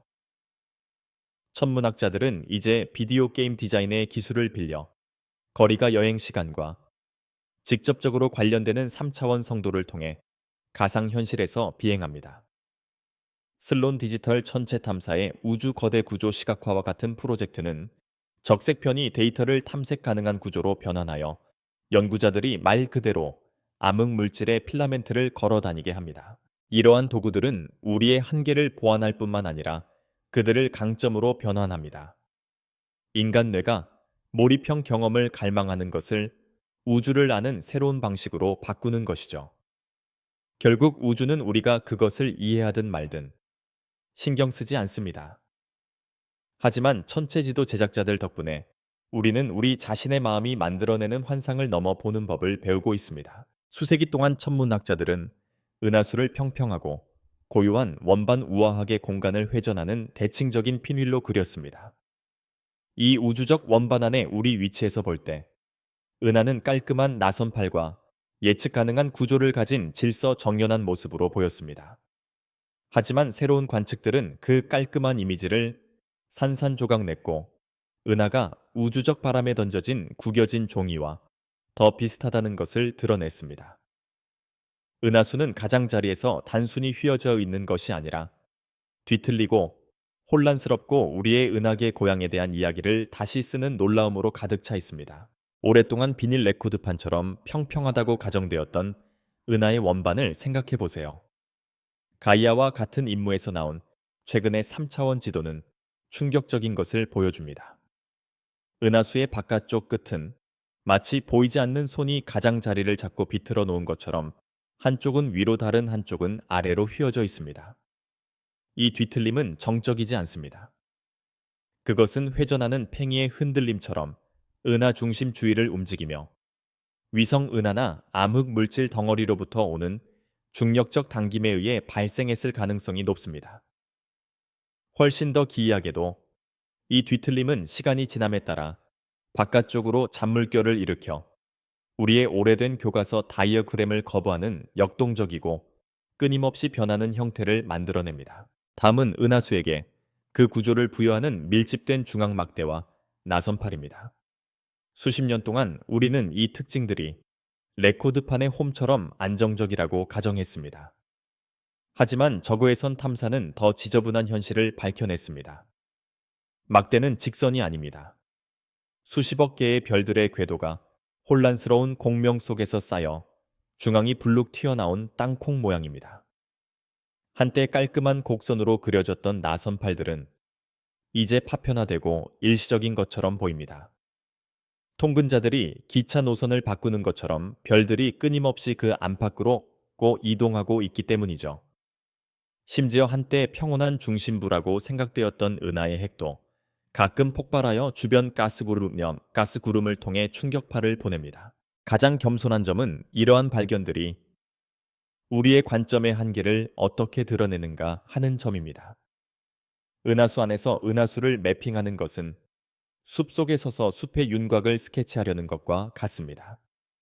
초기 천문학자들은 열쇠 구멍을 통해 들여다보며 건물의 청사진을 추론하는 것처럼 다른 방향에 있는 별들을 세는 것으로 은하의 모양을 추측할 수밖에 없었습니다. 수소가스를 추적하는 전파 망원경이나 항성 움직임을 측정하는 우주 망원경과 같은 현대의 도구들이 그 베일을 벗겼습니다. 하지만 각각의 새로운 데이터 세트는 새로운 미스터리를 가져옵니다. 뒤틀림은 왜 존재하는 걸까요? 나선팔은 그토록 많은 혼돈 속에서 어떻게 그 모양을 유지할까요? 그리고 은하수의 격변적인 구조는 그 폭력적인 과거 또는 궁극적인 운명에 대해 무엇을 말해줄까요? 해답은 은하의 DNA, 즉 별들이 언제 어디서 태어났는지를 드러내는 화학적 지문 안에 찾는 지문 안에 있을지도 모릅니다. 이러한 우주적 가계도를 분석함으로써 천문학자들은 90억 년 전 헤일로 별들의 움직임에 상처를 남긴 가이아, 에셀라두스 합병과 같은 고대 충돌의 증거를 발견했습니다. 궁수자리 외소은하 사기타리우스 드워프 갤럭시가 은하수 속으로 진행 중인 죽음의 나선과 같은 다른 교란들은 오늘날 우리의 은하계 이웃을 적극적으로 재구성하고 있습니다. 공간 속의 섬과는 거리가 멀게 은하수는 충돌에 살아있는 기록입니다. 어떤 은하도 고립되어 진화하지 않는다는 증거이죠.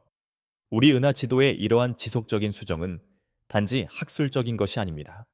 그것은 우주에서 우리의 위치를 이해하는 방식을 재형성합니다. 만약 우리 고향 은하조차 단순한 모델을 거부한다면 우리가 그토록 확신을 가지고 분류해온 수많은 다른 은하들에 대해서는 무엇을 말할까요? 은하수의 뒤틀림과 회전은 우주가 깔끔한 범주를 거부하고 단순성보다 복잡성을 선호한다는 것을 상기시켜 줍니다. 그리고 그것이 가장 가치 있는 교훈일지도 모릅니다. 우리가 더 가까이 들여다볼수록 우리는 우리 자신의 우주 뒷마당에서조차 발견해야 할 것이 얼마나 많이 남아 있는지 깨닫게 됩니다. 도시의 불빛에서 멀리 떨어진 외딴 언덕 위, 그리고 뒷마당의 조용한 구석에서 우주적 발견의 조용한 혁명이 펼쳐지고 있습니다. 수십억 달러짜리 망원경이 아니라 적당한 장비와 무한한 호기심을 가진 열정적인 별 관측자들에 의해 추진되는 혁명이죠. 한때 단순한 취미인으로 여겨졌던 아마추어 천문학자들은 우주에 대한 우리의 이해를 발전시키기 위해 박사학위나 천문대에 대한 접근이 필요하지 않다는 것을 신뢰하는 것을 증명하며 우주를 매핑하는 데 중요한 파트너가 되었습니다. 우주 지도 제작을 글로벌 크라우드 소싱 현상으로 만든 갤럭시 주 프로젝트의 이야기를 들어보세요. 전문 천문학자들이 슬론 디지털 천체 탐사에서 온 수백만 개의 은하, 이미지에 압도되었을 때 그들은 대중에게 분류를 도와달라고 요청했습니다. 반응은 놀라웠습니다. 교사부터 은퇴한 사람들까지 10만 명이 넘는 자원봉사자들이 망원경 데이터를 꼼꼼히 조사하여 슈퍼컴퓨터에 필적하는 정확도로 은하 모양을 식별했습니다. 그들의 공동 노력은 초인적인 속도로 별을 만들어내는 희귀한 그린피 은하, 그린피아, 갤럭시스와 한때 죽었던 퀘이사에 의해 조명된 신비한 우주 구름인 하니스 보르프, 헨니스 보웹와 같은 획기적인 발견으로 이어졌습니다. 둘 다 아마추어 참가자들에 의해 발견되었죠. 하지만 갤럭시 주는 빙산의 일각에 불과합니다. 1967년 대학원생 시절 그녀가 직접 만드는 것을 도왔던 전파 망원경을 사용하여 최초의 펄서를 감지했던 조슬린 벨 버넬 조슬린 벨 버넬로의 사례를 생각해 보세요. 비록 그녀의 발견은 처음에는 간과되었지만 그녀의 이야기는 예상치 못한 곳에서 혁신적인 기여가 올 수 있다는 것을 보여줍니다. 오늘날 주니버스 주니버스와 같은 플랫폼은 인터넷에 접속할 수 있는 사람이라면 누구나 외계 행성의 통과를 사냥하고 소행성을 추적하거나 심지어 화성 날씨 패턴을 분석할 수 있는 수십 개의 우주 관련 프로젝트를 주최합니다. 천문학의 민주화는 일부 아마추어들이 특정 분야에서 전문 관측소와 경쟁할 정도로 높아졌습니다. 예를 들어 일본의 아마추어 천문학자 이타가키 코이치 이타가키는 그의 시골 뒷마당에서 직접 만든 망원경을 사용하여 지금까지 120개 이상의 초신성을 발견했습니다. 그의 발견은 전문가들이 실시간으로 항성 죽음을 연구하고 우주 팽창과 무거운 원소의 기원에 대한 단서를 제공하는 데 도움이 됩니다. 이러한 기여가 그토록 가치 있는 것은 단순히 추가적인 눈이 있다는 것만이 아닙니다. 아마추어들이 가져오는 독특한 이점 때문이죠. 전문 망원경들은 종종 너무 예약이 많고 엄격한 일정에 묶여 있는 반면 뒷마당 관측자들은 하늘을 지속적으로 모니터링하여 2007년 하룻밤 사이에 50만 배나 밝아진 홈즈 혜성의 폭발과 같은 갑작스러운 사건들을 포착할 수 있습니다. 아마추어들은 가장 먼저 경보를 울려 전문가들이 그들의 장비를 돌릴 귀중한 시간을 주었죠. 마찬가지로 목성의 최신달 즉 행성의 중력에 의해 일시적으로 포획된 킬로미터 너비의 파편은 아마추어에 의해 소비자 등급 카메라 장비를 사용하여 발견되었습니다. 이러한 시민 과학자들은 또한 토성의 대기 폭풍이나 변광성의 미묘한 밝기 변화와 같은 장기 프로젝트에 탁월합니다.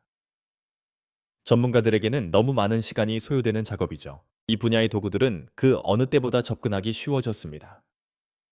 오늘날 괜찮은 초보자용 망원경은 스마트폰보다 저렴하며 스텔라리움이나 나사의 아이즈 온 더 솔라 시스템,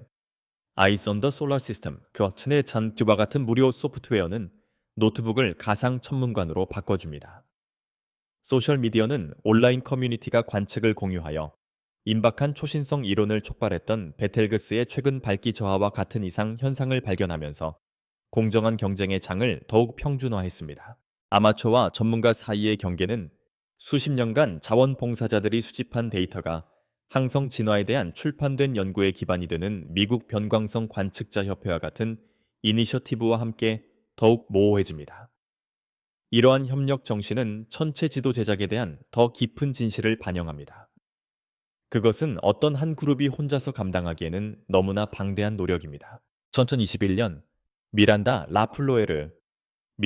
라프레어라는 15세 네덜란드 학생이 희귀한 식상성계 에클립싱 바이너리 스타 시스템을 발견했을 때, 또는 호주의 아마추어 테리 러브조이가 DSLR 카메라를 사용하여 5개의 혜성을 발견했을 때, 그들은 단순히 우리 지도의 공백을 채우고 있던 것이 아닙니다.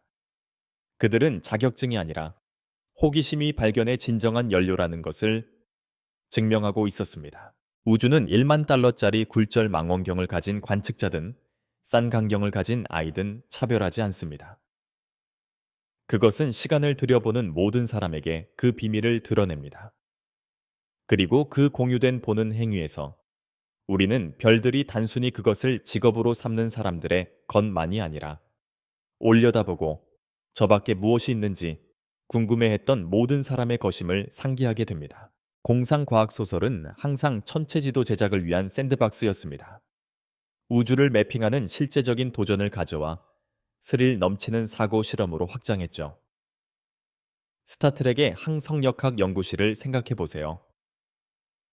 홀로그램 성도가 공중에 떠 있고 엔터프라이즈호가 미지의 구역을 워프할 때 센지어 안다의 자치 에버 플립 실시간으로 업데이트됩니다. 이것은 단지 화려한 세트 디자인이 아닙니다. 이것은 고정된 기준점 없이 3차원 공간을 탐색하는 매우 실제적인 어려움을 극화한 것이죠. 쇼에 등장하는 아공간 중계기 सब스페이스 릴레이즈는 은하계를 가로질러 항성 데이터를 즉시 공유하는데, 이는 신호가 지구에 도달하는데 몇 시간 또는 몇 년이 걸리는 실제 탐사선이 직면하는 매우 현실적인 지연 문제에 대한 시적인 해결책입니다. 공상과학 소설은 단순히 기술을 예측하는 것이 아닙니다. 그것은 그 뒤에 있는 꿈을 구체화하여 실제 천문학자들의 좌절과 열망의 형태를 부여합니다. 다음은 앱스타인 드라이브의 효율적인 추진력이 우주선이 통근 열차처럼 행성들 사이를 빠르게 오가게 하는 The Expanse입니다. 하지만 이것은 정밀한 궤도 지도가 있을 때만 가능합니다. 이 시리즈는 대부분의 공상과학 소설이 간과하는 한 가지 세부 사항을 정확하게 묘사합니다. 미래적인 엔진이 있더라도 정확한 지도가 없으면 항법은 무용지물이라는 것이죠. 소행성대 아스테로이드 벨트를 통과하는 경로를 계획하는 등장인물은 단순히 버튼을 누르는 것이 아닙니다. 그들은 나사의 엔지니어들을 밤새도록 잠 못 이루게 하는 것과 동일한 궤도 역학과 씨름하고 있습니다. 높은 지가속 중의 주스 주입은 우주에서는 가장 진보된 지도조차도 당신의 몸이 여행에서 살아남지 못하면 아무 의미가 없다는 것을 생생하게 상기시켜 줍니다. 하지만 공상과학 소설이 천체지도 제작에 준 가장 큰 선물은 실제 과학자들이 할 수 없는 규칙을 깨려는 의지일 겁니다. 물리학자 킵톤이 공들여 렌더링한 인터스텔라의 블랙홀 시각화는 너무나 정확해서 실제 학술 논문으로 이어졌습니다. 그러나 이 영화는 또한 시공간을 연결하는 5차원 책장을 상상했는데, 이는 여전히 고차원 매핑에 대한 논의를 촉발하는 시적인 자유였습니다. 마찬가지로 Arrival의 헵타포드 언어는 원형의 비선형 스크립트로 별을 여행하는 문명이 좌표와 시간에 대해 어떻게 생각할지에 대한 우리의 지구적인 개념에 도전합니다. 이러한 가상의 구성물들은 방해가 아닙니다. 그것들은 우리의 가정에 대한 압력 테스트이며, 우리의 수학이 항법의 보편적인 언어에서 단지 하나의 방언일 뿐이라면 어떨지 묻고 있습니다. 이 장르는 또한 천문학의 역사적 전환점을 반영합니다. 수학을 사용하여 대규모 사회적 변화를 예측하는 파운데이션의 정신 역사학은 천체 역학이 행성을 추적하는 것에서 은하 진화를 모델링하는 것으로 어떻게 진화했는지를 보여줍니다. 그리고 가능한 미래를 엿봄으로써 공간을 접는 듄의 스파이스 연료 항해사들은 확률 구름과 씨름하는 현대 양자 물리학자들과 그리 다르지 않습니다.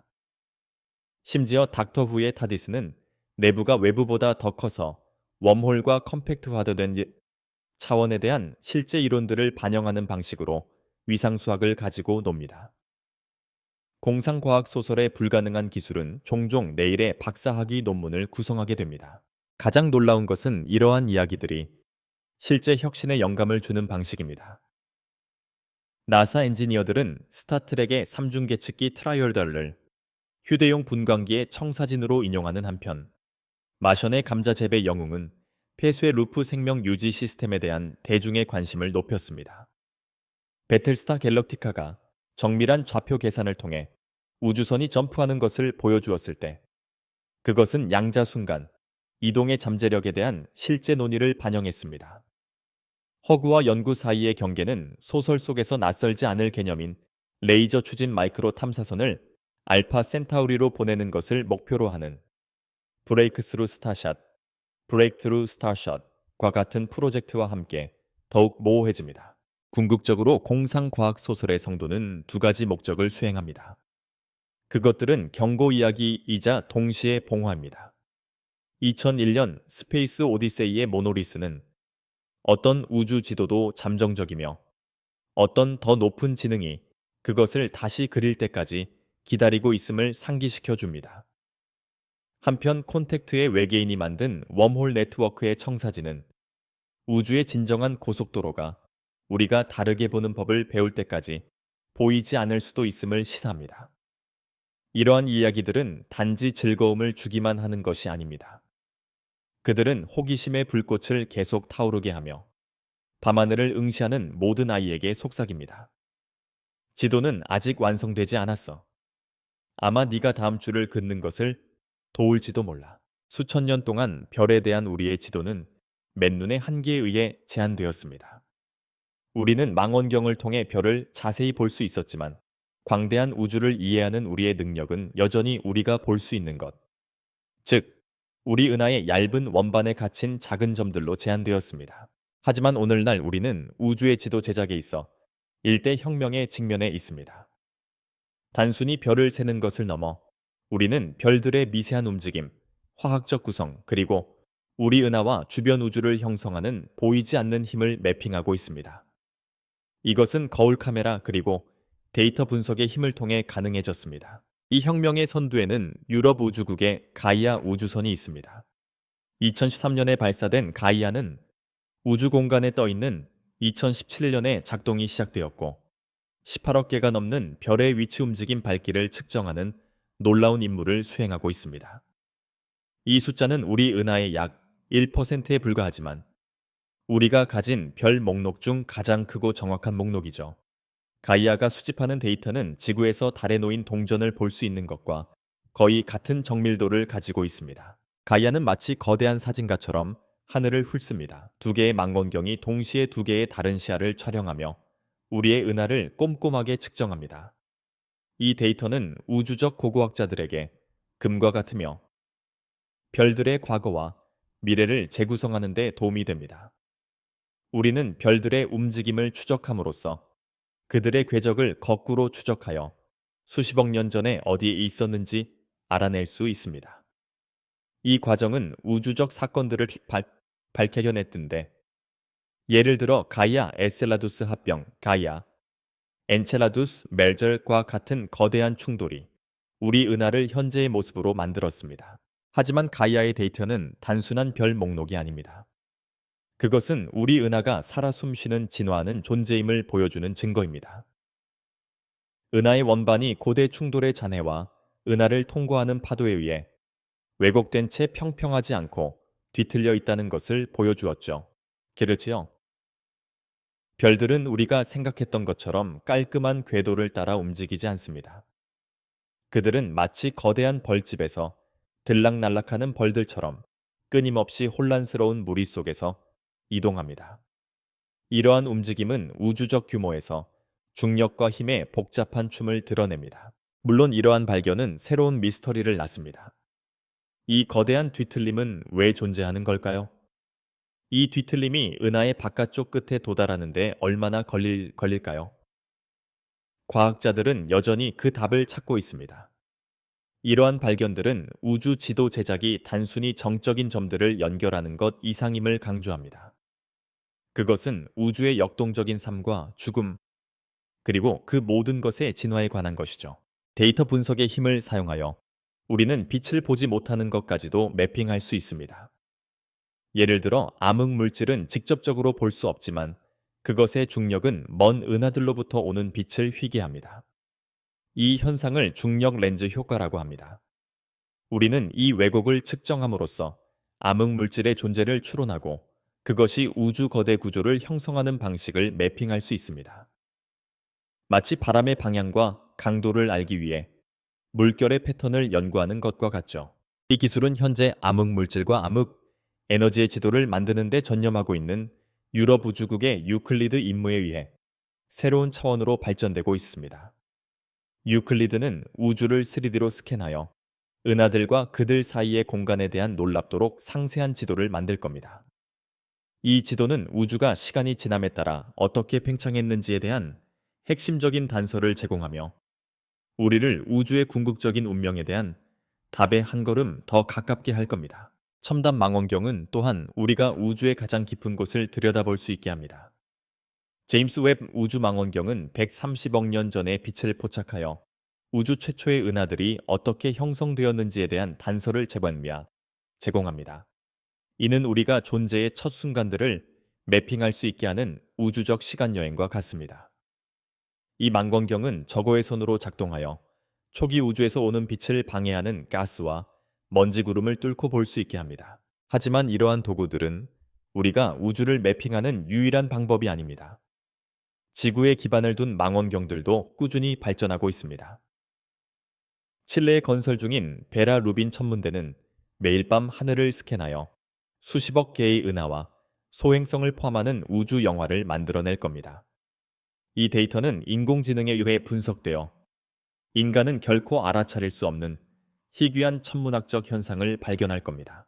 이러한 모든 첨단 기술에도 불구하고 천체지도 제작은 여전히 겸손한 노력으로 남아 있습니다. 우리는 여전히 우리의 관측 능력이 해안된 광활한 우주 속에 살고 있습니다. 우주에 대한 우리의 지도는 끊임없이 변하고 있으며 우리의 지도가 더 정확해질수록 우주는 더욱 기이해 보입니다. 역사적으로 중국 천문학자들은 별을 사용하여 혜성을 추적하고 초신성을 기록했습니다. 심지어 그들은 달의 충돌을 기록하기도 했습니다. 이런 기록들은 오늘날의 천문학자들이 고대 천문학적 사건들을 이해하는 데 귀중한 자료가 됩니다. 우주의 지도는 단 한 번에 만들어지는 것이 아니라 수세기에 걸친 인류의 지식과 호기심의 누적을 통해 만들어지고 있습니다. 현대의 천문학은 첨단 기술과 데이터 분석의 결합으로 인해 비약적인 발전을 이루었습니다. 그러나 그 모든 것의 중심에는 여전히 인간의 호기심과 우주에 대한 깊은 경외심이 있습니다. 우리는 더 이상 맨눈으로 별을 세지 않습니다. 우리는 첨단 기술을 사용하여 수십억 개의 별들의 움직임을 추적하고 보이지 않는 물질의 지도를 만들고 우주의 기원을 들여다보고 있습니다. 그리고 이 모든 것들은 우주의 지도를 만드는 인류의 오래된 꿈의 지속적인 실현을 의미합니다. 컴퓨터 시뮬레이션의 세계에 오신 것을 환영합니다. 여기에서는 당신이 우주적 창조주이며 현실의 물리 법칙을 코드로 작성하고 별의 탄생과 은하의 죽음을 한 줄의 명령어처럼 지켜볼 수 있습니다. 이 가상 우주는 단순히 공상과학 소설에 나오는 화려한 그래픽이 아닙니다. 이들은 우리의 우주적 이론을 시험하고 어떤 망원경으로도 직접 볼 수 없는 현상을 연구하는 데 사용되는 살아 숨쉬는 실험실입니다. 수십억 년에 걸쳐 일어나는 은하 충돌을 보고 싶으신가요? 며칠 만에 가능합니다. 암흑 물질이 우주를 통해 거대한 거미줄 같은 구조를 짜는 것을 지켜보고 싶으신가요? 이 시뮬레이션들이 바로 그 일을 위해 만들어졌습니다. 그들은 우주의 작동 원리를 이해하는 데 있어 가장 강력하고 새로운 도구이며 현실을 측정하는 것만큼이나 현실을 재현하는 것에 관한 것입니다. 우주 시뮬레이션의 개념은 1960년대 초 과학자들이 컴퓨터를 사용하여 행성과 별의 복잡한 중력적 상호작용인 엔체 문제를 해결하려고 시도하면서 처음 등장했습니다. 당시의 컴퓨터는 느리고 거대했지만 이들은 복잡한 수학을 계산하고 미래의 천체 위치를 예측하는 데 놀라운 잠재력을 보여주었습니다. 하지만 이 모든 것은 단지 시작에 불과했습니다. 오늘날 우리는 수십억 개의 입자를 추적하고 은하 형성과 블랙홀의 진화를 모델링하는 시뮬레이션을 가지고 있습니다. 이들은 우주의 가장 깊은 미스터리를 풀어내기 위해 만들어졌습니다. 이러한 노력 중 가장 유명한 프로젝트 중 하나는 일러스트리스 TNG입니다. 이것은 컴퓨터 안에 우주 전체의 일부를 재창조하려는 기념비적인 시도였습니다. 이 가상 우주는 거의 10억 광년 너비에 걸쳐 있으며 우주의 팽창을 포함하여 138억 년의 역사를 시뮬레이션합니다. 연구자들은 은하들이 서로에게서 어떻게 멀어지는지, 어떻게 뭉치고 충돌하고 새로운 구조를 형성하는지를 지켜봅니다. 그들은 이 시뮬레이션 안에 암흑 물질 가스, 그리고 별을 위한 규칙을 코딩하고 그런 다음 물리 법칙이 나머지를 처리하게 합니다. 하지만 이 프로젝트의 진정한 힘은 시뮬레이션이 실제 관측과 얼마나 잘 일치하는지를 확인하는 데 있습니다. 만약 가상 우주에서 은하들이 실제 우주에서 볼 수 있는 것과 다른 방식으로 뭉친다면 그것은 우리가 코딩한 물리학에 뭔가 잘못된 것이 있다는 것을 의미합니다. 한 가지 유명한 사례는 위성 실종 문제입니다. 초기의 시뮬레이션들은 우리 은하와 같은 은하들이 너무나 많은 작은 위성 은하들에 둘러싸여 있다고 예측했습니다. 하지만 천문학자들은 실제 우주에서 그만큼 많은 위성 은하들을 볼 수 없었습니다. 이 불일치는 과학자들로 하여금 암흑 물질의 행동을 다시 생각하게 했으며 우리가 그것을 볼 수 없더라도 그것의 중력이 어떻게 가시적인 물질과 상호작용하는지에 대한 중요한 단서를 제공을 했습니다. 시뮬레이션은 또한 우리가 망원경으로는 결코 볼 수 없는 것을 볼 수 있게 해줍니다. 우주 거대 구조를 탐색하는 것을 상상해 보세요. 이것은 거대한 은하의 필라멘트와 거대한 공허로 구성된 우주의 스케일을 이해할 수 없는 관리 지수, 이해할 수 없는 거미줄 같은 구조입니다. TNG-50과 같은 시뮬레이션 덕분에 우리는 이 장엄한 구조를 3D로 시각화하고 우리의 존재를 너무나 왜소하게 만드는 이 우주적 테피스트리를 통과하는 길을 찾을 수 있습니다. 우리는 또한 초거대 블랙홀이 은하의 성장을 어떻게 억제하고 은하단이 수십억 년에 걸쳐 어떻게 합쳐지는지를 지켜볼 수 있습니다. 이 모든 것은 우리의 눈이 포착하기에는 너무나 느리거나 격렬한 과정들입니다. 그러나 이러한 디지털 복제품에도 한계가 있습니다. 우주는 너무나 거대하고 너무나 복잡해서 모든 입자 모든 별을 모델링하는 것은 불가능합니다. 심지어 가장 큰 시뮬레이션조차도 은하의 미세한 구조를 근사치로 나타내야 하며 별의 탄생과 같은 복잡한 물리적 과정을 단순화해야 합니다. 이것은 마치 도시의 지도를 그리는데 주요 도로만, 그리고 모든 건물은 생략하는 것과 같습니다. 지도는 여전히 유용하지만 모든 세부 사항을 담고 있지는 않습니다. 또한 과학자들이 여전히 그 존재에 대해 논쟁하는 암흑 에너지와 같은 우주적 수수께끼를 시뮬레이션이 어떻게 설명해야 하는가에 대한 미해결된 질문들이 남아 있습니다. 우리는 우주가 가속하는 속도로 팽창하고 있다는 것을 알고 있지만 왜 그런지는 모릅니다. 따라서 시뮬레이터들은 단순히 현실을 재현하는 것이 아니라 우리가 현재 가지고 있는 최상의 정보로 우리가 알지 못하는 것을 어떻게 모델링해야 하는지에 대한 어려운 질문에 직면하고 있습니다. 일부 과학자들은 암흑 에너지의 행동을 근사치로 나타내지만 다른 이들은 대안적인 중력 이론을 사용하여 무엇이 다른지 탐구합니다. 이 논쟁은 과학자들이 우주가 얼마나 미묘한지를 더 깊이 이해하게 만들면서 새로운 연구를 촉발하고 있습니다. 이 모든 것은 우리 지도의 가장자리에 있는 미지의 영역에 대한 증거입니다. 이러한 시뮬레이션은 또한 예측이 불가능한 일을 합니다. 그들은 과학자들이 예상하지 못한 것을 발견하게 합니다. 예를 들어 일부 시뮬레이션은 은하들이 우리가 생각했던 것보다 더 자주 충돌하며 우리의 은하수조차도 먼 과거의 수많은 작은 은하들을 삼켰음을 보여줍니다. 이러한 발견들은 우주가 우리가 상상했던 것보다 훨씬 더 역동적이고 폭력적이라는 것을 암시합니다. 시뮬레이션은 또한 실제 망원경 데이터가 부족한 경우 공백을 채우는 데 도움이 됩니다. 예를 들어 우리는 우주 거대 구조의 일부분을 매핑했지만 수십억 광년에 걸친 전체를 매핑할 수는 없습니다. 시뮬레이션은 전체 구조의 모습을 예측하는 데 도움이 되며 과학자들이 망원경을 어디에 겨냥해야 할지 알 수 있도록 해줍니다. 이것은 마치 미지의 지형을 탐색할 때 지도를 사용하는 것과 같습니다. 지도에는 모든 세부 사항이 나와 있지 않을 수 있지만 올바른 방향을 가리키는 데 도움이 됩니다. 이러한 가상우주의 아름다움은 그것들이 우리에게 실수를 할 수 있는 기회를 제공한다는 것입니다. 시뮬레이션은 우리의 이론을 실패하게 만들 수 있으며 이는 좋은 일입니다. 만약 이론이 모든 테스트를 통과한다면 우리는 그것이 올바른지 알지 못할 것입니다.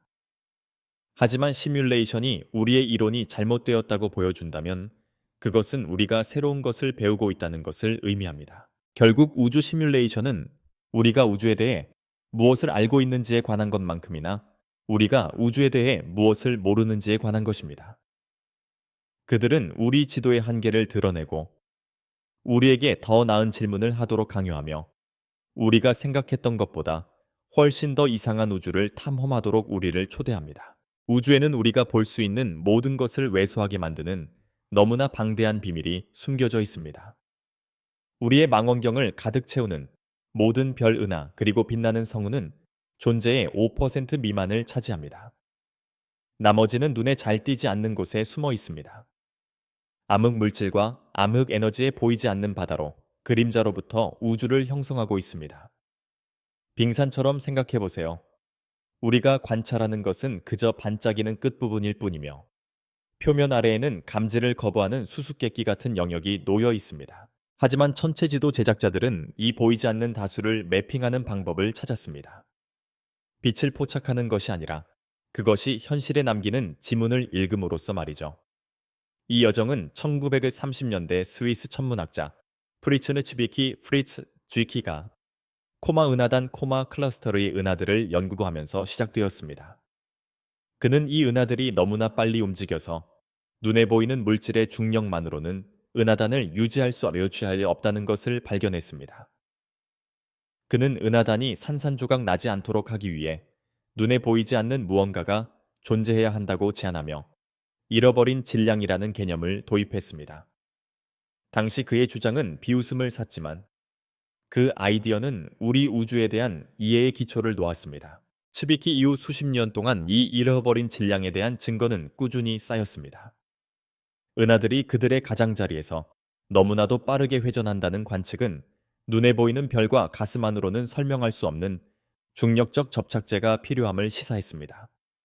이 수수께끼를 해결하기 위한 천체지도 제작자들의 가장 강력한 도구 중 하나는 아인슈타인이 한 세기 전에 예측한 현상인 중력 렌즈 효과입니다. 먼 은하로부터 오는 빛이 우리를 향해 올 때 그것은 직선으로 움직이지 않습니다. 그것은 트램펄린 위의 볼링공처럼 시공간을 왜곡하는 무구는 암흑 물질과 같은 거대한 물체 주위에서 휘어집니다. 그 결과 뒤에 있는 은하들을 왜곡하고 확대하는 우주적 재미있는 거울이 되어 때로는 그들을 반짝이는 원호나 고리로 바꾸기도 합니다. 이러한 왜곡을 연구함으로써 천문학자들은 문자 그대로 보이지 않는 것의 무게를 잴 수 있습니다. 우리와 렌즈로 왜곡된 은하 사이에 얼마나 많은 암흑 물질이 있는지 계산하는 것이죠. 그것은 마치 숨겨진 물체가 들이우는 그림자를 통해 그 모양을 추론하는 것과 같습니다. 허블 우주망원경의 프론티어 필드 프로젝트는 이 기술을 사용하여 암흑 물질의 촉수들에 대한 놀랍도록 상세한 지도를 만들었습니다. 그것들이 유령 같은 거미줄처럼 은하단들을 어떻게 엮어내는지 보여주면서 말이에요. 이 유령 같은 지도가 가장 극적으로 빛을 발한 곳 중 하나는 총알 은하단 블랙 클러스터입니다. 이것은 두 개의 은하단이 수억 년 전에 충돌한 결과입니다. 우리는 망원경을 통해 은하의 충돌을 볼 수 있었지만 X선 관측은 두 개의 은하단에 있는 뜨거운 가스가 충돌 과정에서 서로 부딪혀 분리되었음을 보여주었습니다. 하지만 중력 렌즈 효과의 지도는 암흑 물질이 그 충돌을 단순히 통과했으며 그 과정에서 서로 상호작용하지 않았음을 보여주었습니다. 마치 두 개의 유령이 서로를 통과하는 것처럼 말이죠. 이 놀라운 관측은 암흑 물질이 보통 물질과는 매우 다르게 행동하며 그것이 단순한 가스 구름이 아님을 증명했습니다. 하지만 암흑 물질만이 우주를 형성하는 유일한 유령은 아닙니다. 암흑 에너지라는 훨씬 더 수수께끼 같은 힘도 있습니다. 이것은 가속하는 속도로 공간을 분리하고 있죠. 그 영향을 추적하기 위해 과학자들은 적색편이 레드 시프트로 눈을 돌립니다. 멀리 있는 은하들이 우리로부터 멀어지면서 빛의 파장이 늘어나는 현상입니다. 다른 거리에 있는 은하들이 얼마나 빨리 후퇴하고 있는지 측정함으로써 천문학자들은 충격적인 것을 발견했습니다. 우주가 단순히 팽창하는 것이 아닙니다. 어떤 보이지 않는 손이 우주적 가스 페달을 밟는 것처럼 점점 더 빨리 팽창하고 있다는 것이죠. 이 발견은 우주론의 모든 것을 뒤집었습니다. 한때 우주가 결국 중력의 단김 아래 스스로 붕괴할 것이라고 생각했던 과학자들은 이제 우주가 영원히 팽창할 수도 있다는 것을 깨달았습니다. 이 발견은 우주에 대한 우리의 지도를 근본적으로 바꾸었습니다. 우주의 역사에서 은하들의 위치와 속도를 매핑하는 것은 마치 우주가 100년 전에 비해 훨씬 더 빨리 움직이는 것을 보는 것과 같습니다. 암흑 에너지 탐사 DES와 같은 프로젝트는 수백만 개의 은하를 스캔하여 이 가속을 전례 없는 세부상으로 매핑하며 암흑 에너지가 우주 전체 에너지의 거의 70%를 차지한다는 것을 확인했습니다. 이 두 개의 보이지 않는 힘이 서로 어떻게 작용하는지는 흥미롭습니다. 암흑 물질의 중력은 은하들을 하나로 끌어당기는 반면 암흑 에너지는 그들을 멀리 내던집니다. 그들의 우주적 줄다리기는 모든 것의 운명을 좌우합니다. 시뮬레이션은 암흑 물질의 접착제가 없었다면 은하들은 결코 형성되지 않았을 것이고 암흑 에너지에 밀어내는 힘이 없었다면 우주는 오래전에 스스로 붕괴했을 수도 있음을 보여줍니다. 하지만 그들의 중요성에도 불구하고 우리는 여전히 그들이 진정으로 무엇인지 모릅니다. 암흑 물질은 발견되지 않은 입자로 만들어졌을까요? 또는 물리학의 일부 알려지지 않은 법칙일까요? 학자들은 여전히 중력에 대한 우리의 이해를 수정하여 암흑 물질을 제거하는 대한 이론, 즉 수정, 뉴턴 역학 모디파이드 뉴토니언 다이나믹스를 포함하여 암흑 물질의 본질에 대해 논쟁하고 있습니다. 한편 암흑 에너지는 우주 상수 즉 공간 자체의 속성일까요? 아니면 훨씬 더 이상한 것일까요? 이러한 질문에 답하려는 가장 대담한 시도는 암흑 물질과 암흑 에너지를 100억 광년의 우주 역사에 걸쳐 매핑하도록 설계된 우주 망원경인 유클리드 임무와 같은 프로젝트에서 나옵니다. 유클리드는 은하의 위치와 모양에 대한 데이터를 결합하여 우주가 어떻게 팽창해 왔는지에 대한 가장 정확한 지도를 만들 것입니다.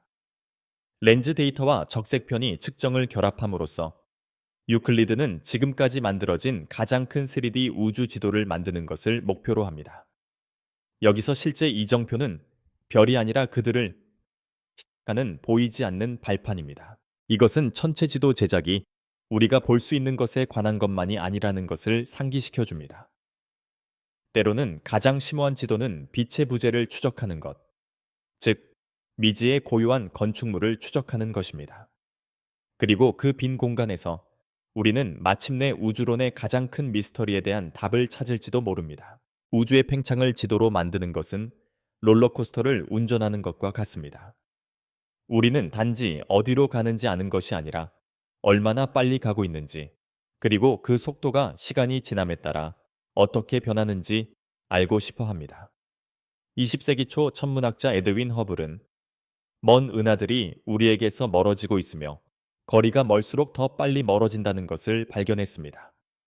이것은 마치 풍선 위에 점을 찍고 불면 풍선이 커지면서 점들이 서로에게서 멀어지는 것과 같습니다. 그러나 1998년 두 개의 독립적인 연구팀이 초신성을 사용하여 우주의 팽창 속도가 느려지는 것이 아니라 가속화되고 있다는 것을 발견했습니다. 이는 우리 모두를 놀라게 했습니다. 이러한 발견을 지도로 만들려면 우리는 표준 양초를 사용합니다. 밝기가 일정하게 알려진 천체들입니다. 가장 유명한 것은 이하형 초신성입니다. 이들은 특정한 질량에 도달하면 항상 같은 밝기로 폭발하는 죽어가는 별들이죠. 우리는 초신성이 얼마나 밝게 보이는지를 측정함으로써 그 거리를 계산할 수 있습니다. 수십억 광년 떨어진 초신성은 가까운 것보다 훨씬 더 희미해 보일 겁니다. 하지만 그들이 기대했던 것보다 더 희미해 보인다는 것을 발견했을 때 과학자들은 우주가 가속 팽창하고 있다는 결론을 내릴 수밖에 없었습니다. 마치 차가 가스 페달을 밟지 않았음에도 불구하고 가속하는 것을 보는 것과 같습니다. 이것은 우주에 대한 우리의 지도를 완전히 뒤집어 놓았습니다. 이것은 암흑 에너지에 대한 우리의 지도를 그리는 첫 번째 단계였습니다. 그러나 이 지도는 여전히 불완전합니다. 우리가 우주의 팽창에 대해 측정하는 두 가지 주요 방법 사이에 허블 장력이라는 불일치가 있기 때문입니다. 초신성과 같은 가까운 우주를 사용하여 측정한 값과 빅뱅의 장황을 사용하여 측정한 값이 서로 다르죠. 마치 두 개의 신뢰할 수 있는 자가 같은 길이를 측정했는데 다른 답을 주는 것과 같습니다. 과학자들은 여전히 이 불일치가 왜 존재하는지 논쟁하고 있습니다. 어쩌면 새로운 물리학이 필요할 수도 있습니다. 우리는 이 모든 것을 어떻게 매핑할까요? 과학자들은 은하를 우주의 지도 위에 표시하고 그들의 적색 편이, 즉 그들이 우리에게서 얼마나 빨리 멀어지는지를 측정합니다. 이 데이터는 은하가 시간이 지남에 따라 어떻게 이동했는지, 그리고 그들의 움직임에 얼마나 많은 암흑 물질이 영향을 미쳤는지에 대한 3D 지도를 만드는 데 사용됩니다. 이 지도는 우리에게 우주가 얼마나 혼란스럽고 복잡한지를 보여줍니다. 은하들은 단순하게 무작위로 분포되어 있지 않습니다. 그들은 거대한 필라멘트와 공허의 우주적 거미줄을 형성하고 있습니다. 암흑 물질이 보이지 않는 뼈대를 형성하고 은하들은 그 위에서 진주처럼 빛나고 있죠. 이 모든 발견은 우주가 우리가 상상했던 것보다 훨씬 더 이상하고 신비롭다는 것을 강조합니다. 우리가 우주에 대해 더 많이 알게 될수록 우리는 우리의 우주적 이해가 얼마나 미약한지를 깨닫게 됩니다. 암흑 물질과 암흑 에너지는 우주의 가장 큰 미스터리로 남아 있습니다. 하지만 우리는 그들의 흔적을 추적하고 그들의 행동을 매핑하며 그들이 우리에게 우주에 대해 말해주는 것을 배우고 있습니다. 우주 지도를 그리는 것은 마치 우리가 무엇을 보고 있는지 이해하기 위해 거울을 보는 것과 같습니다. 그리고 그 거울은 우리에게 우리가 예상했던 것보다 훨씬 더 크고 더 비어 있고 더 신비로운 우주를 보여줍니다. 우리는 우주의 가장 깊은 공백과 가장 큰 미스터리를 매핑하고 있습니다. 우주 지도 제작은 이제 빛의 범위를 넘어 우주의 가장 깊은 신비를 밝히기 위해 새로운 종류의 메시지를 해독하고 있습니다. 수천 년 동안 우리는 별 은하, 그리고 다른 천체들로부터 오는 빛에 의존하여 우주의 지도를 그려왔습니다. 하지만 오늘날 우리는 우주의 지도 제작에 있어 완전히 새로운 도구를 얻었습니다. 바로 중력파, 즉 시공간 자체의 잔물결입니다. 이것은 인류의 가장 최근의 위대한 발견 중 하나입니다. 중력파는 아인슈타인의 일반 상대성 이론에 의해 예측되었지만 2015년에야 레이저 간섭계 중력파 관측소에 의해 처음으로 직접 감지되었습니다. 그 신호는 두 개의 충돌하는 블랙홀로부터 왔으며 이는 먼 우주에서의 엄청난 격변이 시공간 자체에 파문을 일으킬 수 있다는 것을 증명했습니다. 중력파는 빛과는 매우 다르게 행동합니다. 빛은 우주를 채우고 있는 가스와 먼지 구름에 의해 칼에 차단되거나 왜곡될 수 있습니다. 하지만 중력파는 거의 모든 것을 방해 없이 통과합니다. 이것은 우리가 빛이 우리에게 도달할 수 없는 우주의 어두운 영역을 들을 수 있다는 것을 의미합니다. 중력파는 마치 우주적 초음파와 같아 우리는 우주의 가장 격렬한 사건들을 직접 볼 수 있습니다. 이것은 천체 지도 제작에 있어 혁명적인 의미를 가집니다. 우리는 이제 우주에서 가장 파괴적인 사건들, 즉 블랙홀과 중성자별의 충돌에 대한 지도를 만들 수 있습니다. 이러한 충돌은 엄청난 양의 에너지를 방출하며 이는 그 사건이 얼마나 멀리서 발생했는지 측정하는 데 사용할 수 있는 독특한 신호를 생성합니다. 빛이 이러한 사건으로부터 오는 데는 수십억 년이 걸릴 수 있지만 중력파는 빛의 속도로 여행하며 우리에게 우주의 깊은 곳에서 일어나는 일에 대한 신선한 그림을 제공합니다. 중력파 천문학은 또한 우리가 볼 수 없는 것을 매핑하는 데 도움이 됩니다. 예를 들어 우리는 중성자별의 충돌이 금과 같은 무거운 원소들을 어떻게 만들어내는지 알고 있습니다. 이 충돌을 중력파와 빛의 두 가지 방식으로 모두 관찰함으로써 우리는 우주에서 원소가 어떻게 생성되고 퍼져나가는지에 대한 지도를 만들 수 있습니다. 이것은 우리 자신을 포함한 모든 것의 기원을 이해하는 데 필수적입니다. 하지만 중력파는 우주의 어둠을 엿보는 유일한 새로운 창이 아닙니다. 뉴트리노도 있습니다. 이들은 전하를 띠지 않고 질량이 거의 없는 매우 작은 입자입니다. 이들은 빛보다 훨씬 더 많은 것을 통과할 수 있으며 태양과 같은 별에서 발생하는 핵융합 반응과 주줄의 우주선이 지구 대기와 충돌할 때 생성됩니다. 뉴트리노 망원경은 우주에서 가장 격렬한 사건들을 지도로 만드는 데 사용되고 있습니다. 남극에 있는 아이스큐브 뉴트리노 관측소는 우주로부터 오는 뉴트리노를 감지하여 초신성과 같은 사건들을 지도로 만듭니다. 우리는 뉴트리노 망원경을 사용하여 빛이 우리에게 도달할 수 없는 은하의 핵과 같은 가장 극단적인 환경을 연구할 수 있습니다. 이러한 새로운 기술들은 우리가 우주를 보는 방식에 있어 근본적인 변화를 가져오고 있습니다. 우리는 더 이상 빛의 제한된 영역에 갇혀 있지 않습니다. 우리는 우주의 가장 미묘한 신호들, 즉 중력파와 뉴트리노를 들을 수 있습니다. 이것은 우리가 빛으로 만들어진 별들뿐만 아니라 빛을 방출하지 않는 블랙홀과 중성자별도 매핑할 수 있게 해줍니다. 하지만 이러한 새로운 지도는 새로운 질문을 낳습니다. 중력파와 뉴트리노 지도가 빛을 기반으로 한 우리의 지도와 일치하지 않는다면 어떻게 될까요? 이것은 우리가 우주에 대한 우리의 이해를 근본적으로 다시 생각해야 한다는 것을 의미할 수 있습니다.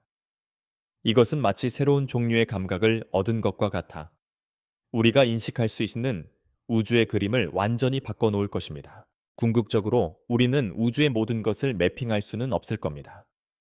우주는 너무나 방대하고 우리가 사용하는 도구들은 한계가 있습니다. 하지만 우리는 매핑의 경계를 끊임없이 넓혀가고 있으며 우주가 우리에게 보내는 모든 메시지를 해독하려고 노력하고 있습니다. 그리고 그 과정에서 우리는 우주에 대한 우리의 이해뿐만 아니라 우리 자신의 위치에 대한 이해도 바꾸고 있습니다. 우리는 우주의 가장 깊은 미스터리를 탐험하는 것에 한 걸음 더 가까이 다가가고 있습니다. 이러한 혁명은 과학자들뿐만 아니라 모든 사람들에게 열려 있습니다. 중력파 관측소의 데이터는 공개적으로 이용 가능하며 누구나 이를 분석하여 새로운 것을 발견할 수 있습니다. 이것은 과학의 민주화를 의미하며 우주가 더 이상 소수의 전문가들에게만 속한 것이 아니라는 것을 보여줍니다. 우리는 이제 우주적 타임머신을 가지고 있습니다. 중력파와 뉴트리노를 사용하여 우주의 가장 초기 순간들을 연구하고 빛의 제한된 지도를 넘어설 수 있습니다. 이것은 우리가 우주적 그림을 완성하는 데 도움이 될 것이며 우리는 마침내 우주의 기원과 운명에 대한 질문에 답할 수 있을지도 모릅니다. 우주 지도는 이제 우리의 가장 깊은 지식과 가장 큰 호기심을 반영하는 다층적인 작품입니다. 결국 우주에 대한 우리의 지도는 우리가 가진 기술 그리고 우리가 물어보는 질문만큼만 좋습니다. 중력파와 뉴트리노의 새로운 시대는 우리가 우주의 가장 어두운 부분을 탐험하도록 초대합니다. 그리고 그 과정에서 우리는 우주가 우리가 상상했던 것보다 훨씬 더 풍부하고 더 복잡하며 더 경이롭다는 것을 발견하고 있습니다. 우리가 밤하늘을 올려다볼 때 우리는 이제 빛의 바다뿐만 아니라 우리가 듣기만 할 수 있는 숨겨진 우주의 교향곡도 보고 있습니다.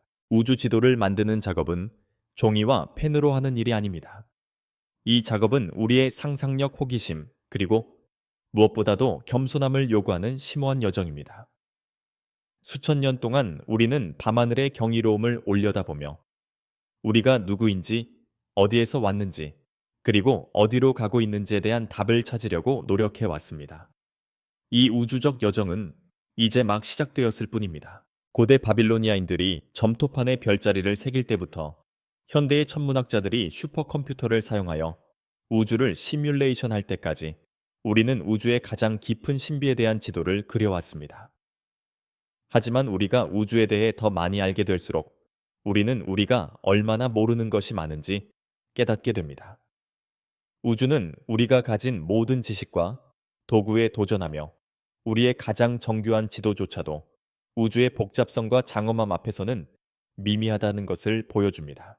우주의 95% 이상이 암흑 물질과 암흑 에너지로 이루어져 있습니다. 우리는 이들이 우주를 형성하는 힘이라는 것을 알고 있지만 그들이 무엇인지에 대해서는 거의 알지 못합니다. 이들은 우리의 지도에 있는 가장 큰 공백이며 미래의 발견을 위한 가장 큰 약속입니다. 우리는 우주의 가장 밝은 별들과 가장 격렬한 은하 충돌을 매핑하고 있지만 진정한 미스터리는 어둠 속에 숨겨져 있습니다. 우주 지도 제작은 과학의 모든 분야를 아우르는 공동 작업입니다. 수학, 물리학, 컴퓨터, 과학, 그리고 예술이 모두 우주의 지도를 완성하는 데 기여합니다. 그리고 이 작업은 소수의 전문가들에게만 국한되지 않습니다. 아마추어 천문학자들은 별을 관찰하고 새로운 발견을 하고 전문가들이 놓칠 수 있는 것을 포착합니다. 시민과학은 우주에 대한 우리의 이해를 민주화하고 모든 사람이 우주 탐사에 참여할 수 있게 합니다. 미래의 우주 지도는 우리가 상상할 수 있는 것보다 훨씬 더 복잡하고 더 다층적이며 더 아름다울 것입니다. 중력파, 뉴트리노, 그리고 인공지능은 우리가 우주의 가장 깊은 비밀에 접근할 수 있게 할 것이며 우리의 우주적 관점을 영원히 바꿀 것입니다. 우리는 우주가 우리가 상상했던 것보다 훨씬 더 이상하고 더 흥미롭고 더 놀랍다는 것을 발견할 겁니다. 하지만 우리가 어떤 기술을 사용하든 어떤 발견을 하든 우주 지도 제작의 본질은 변하지 않습니다. 그것은 우리의 지식과 호기심을 반영하는 거울이며 우리가 우주에 얼마나 속해 있는지를 상기시켜 줍니다. 우주 지도는 단지 별과 은하의 위치를 나타내는 지도가 아닙니다. 그것은 우리의 우주적 정체성에 대한 지도입니다. 밤하늘을 올려다볼 때 우리는 그저 별을 보는 것이 아닙니다. 우리는 우리 자신의 가장 깊은 질문과 가장 위대한 꿈을 보고 있습니다. 우리는 우주의 지도를 그리는 것을 멈추지 않을 것이며 이 여정은 끝이 없을 겁니다. 우주는 끊임없이 변하고 있으며 우리의 지도도 끊임없이 업데이트되어야 합니다. 그리고 그것이 바로 우주 지도 제작의 아름다움입니다. 그것은 우리가 영원히 참여할 수 있는 끝없는 이야기입니다.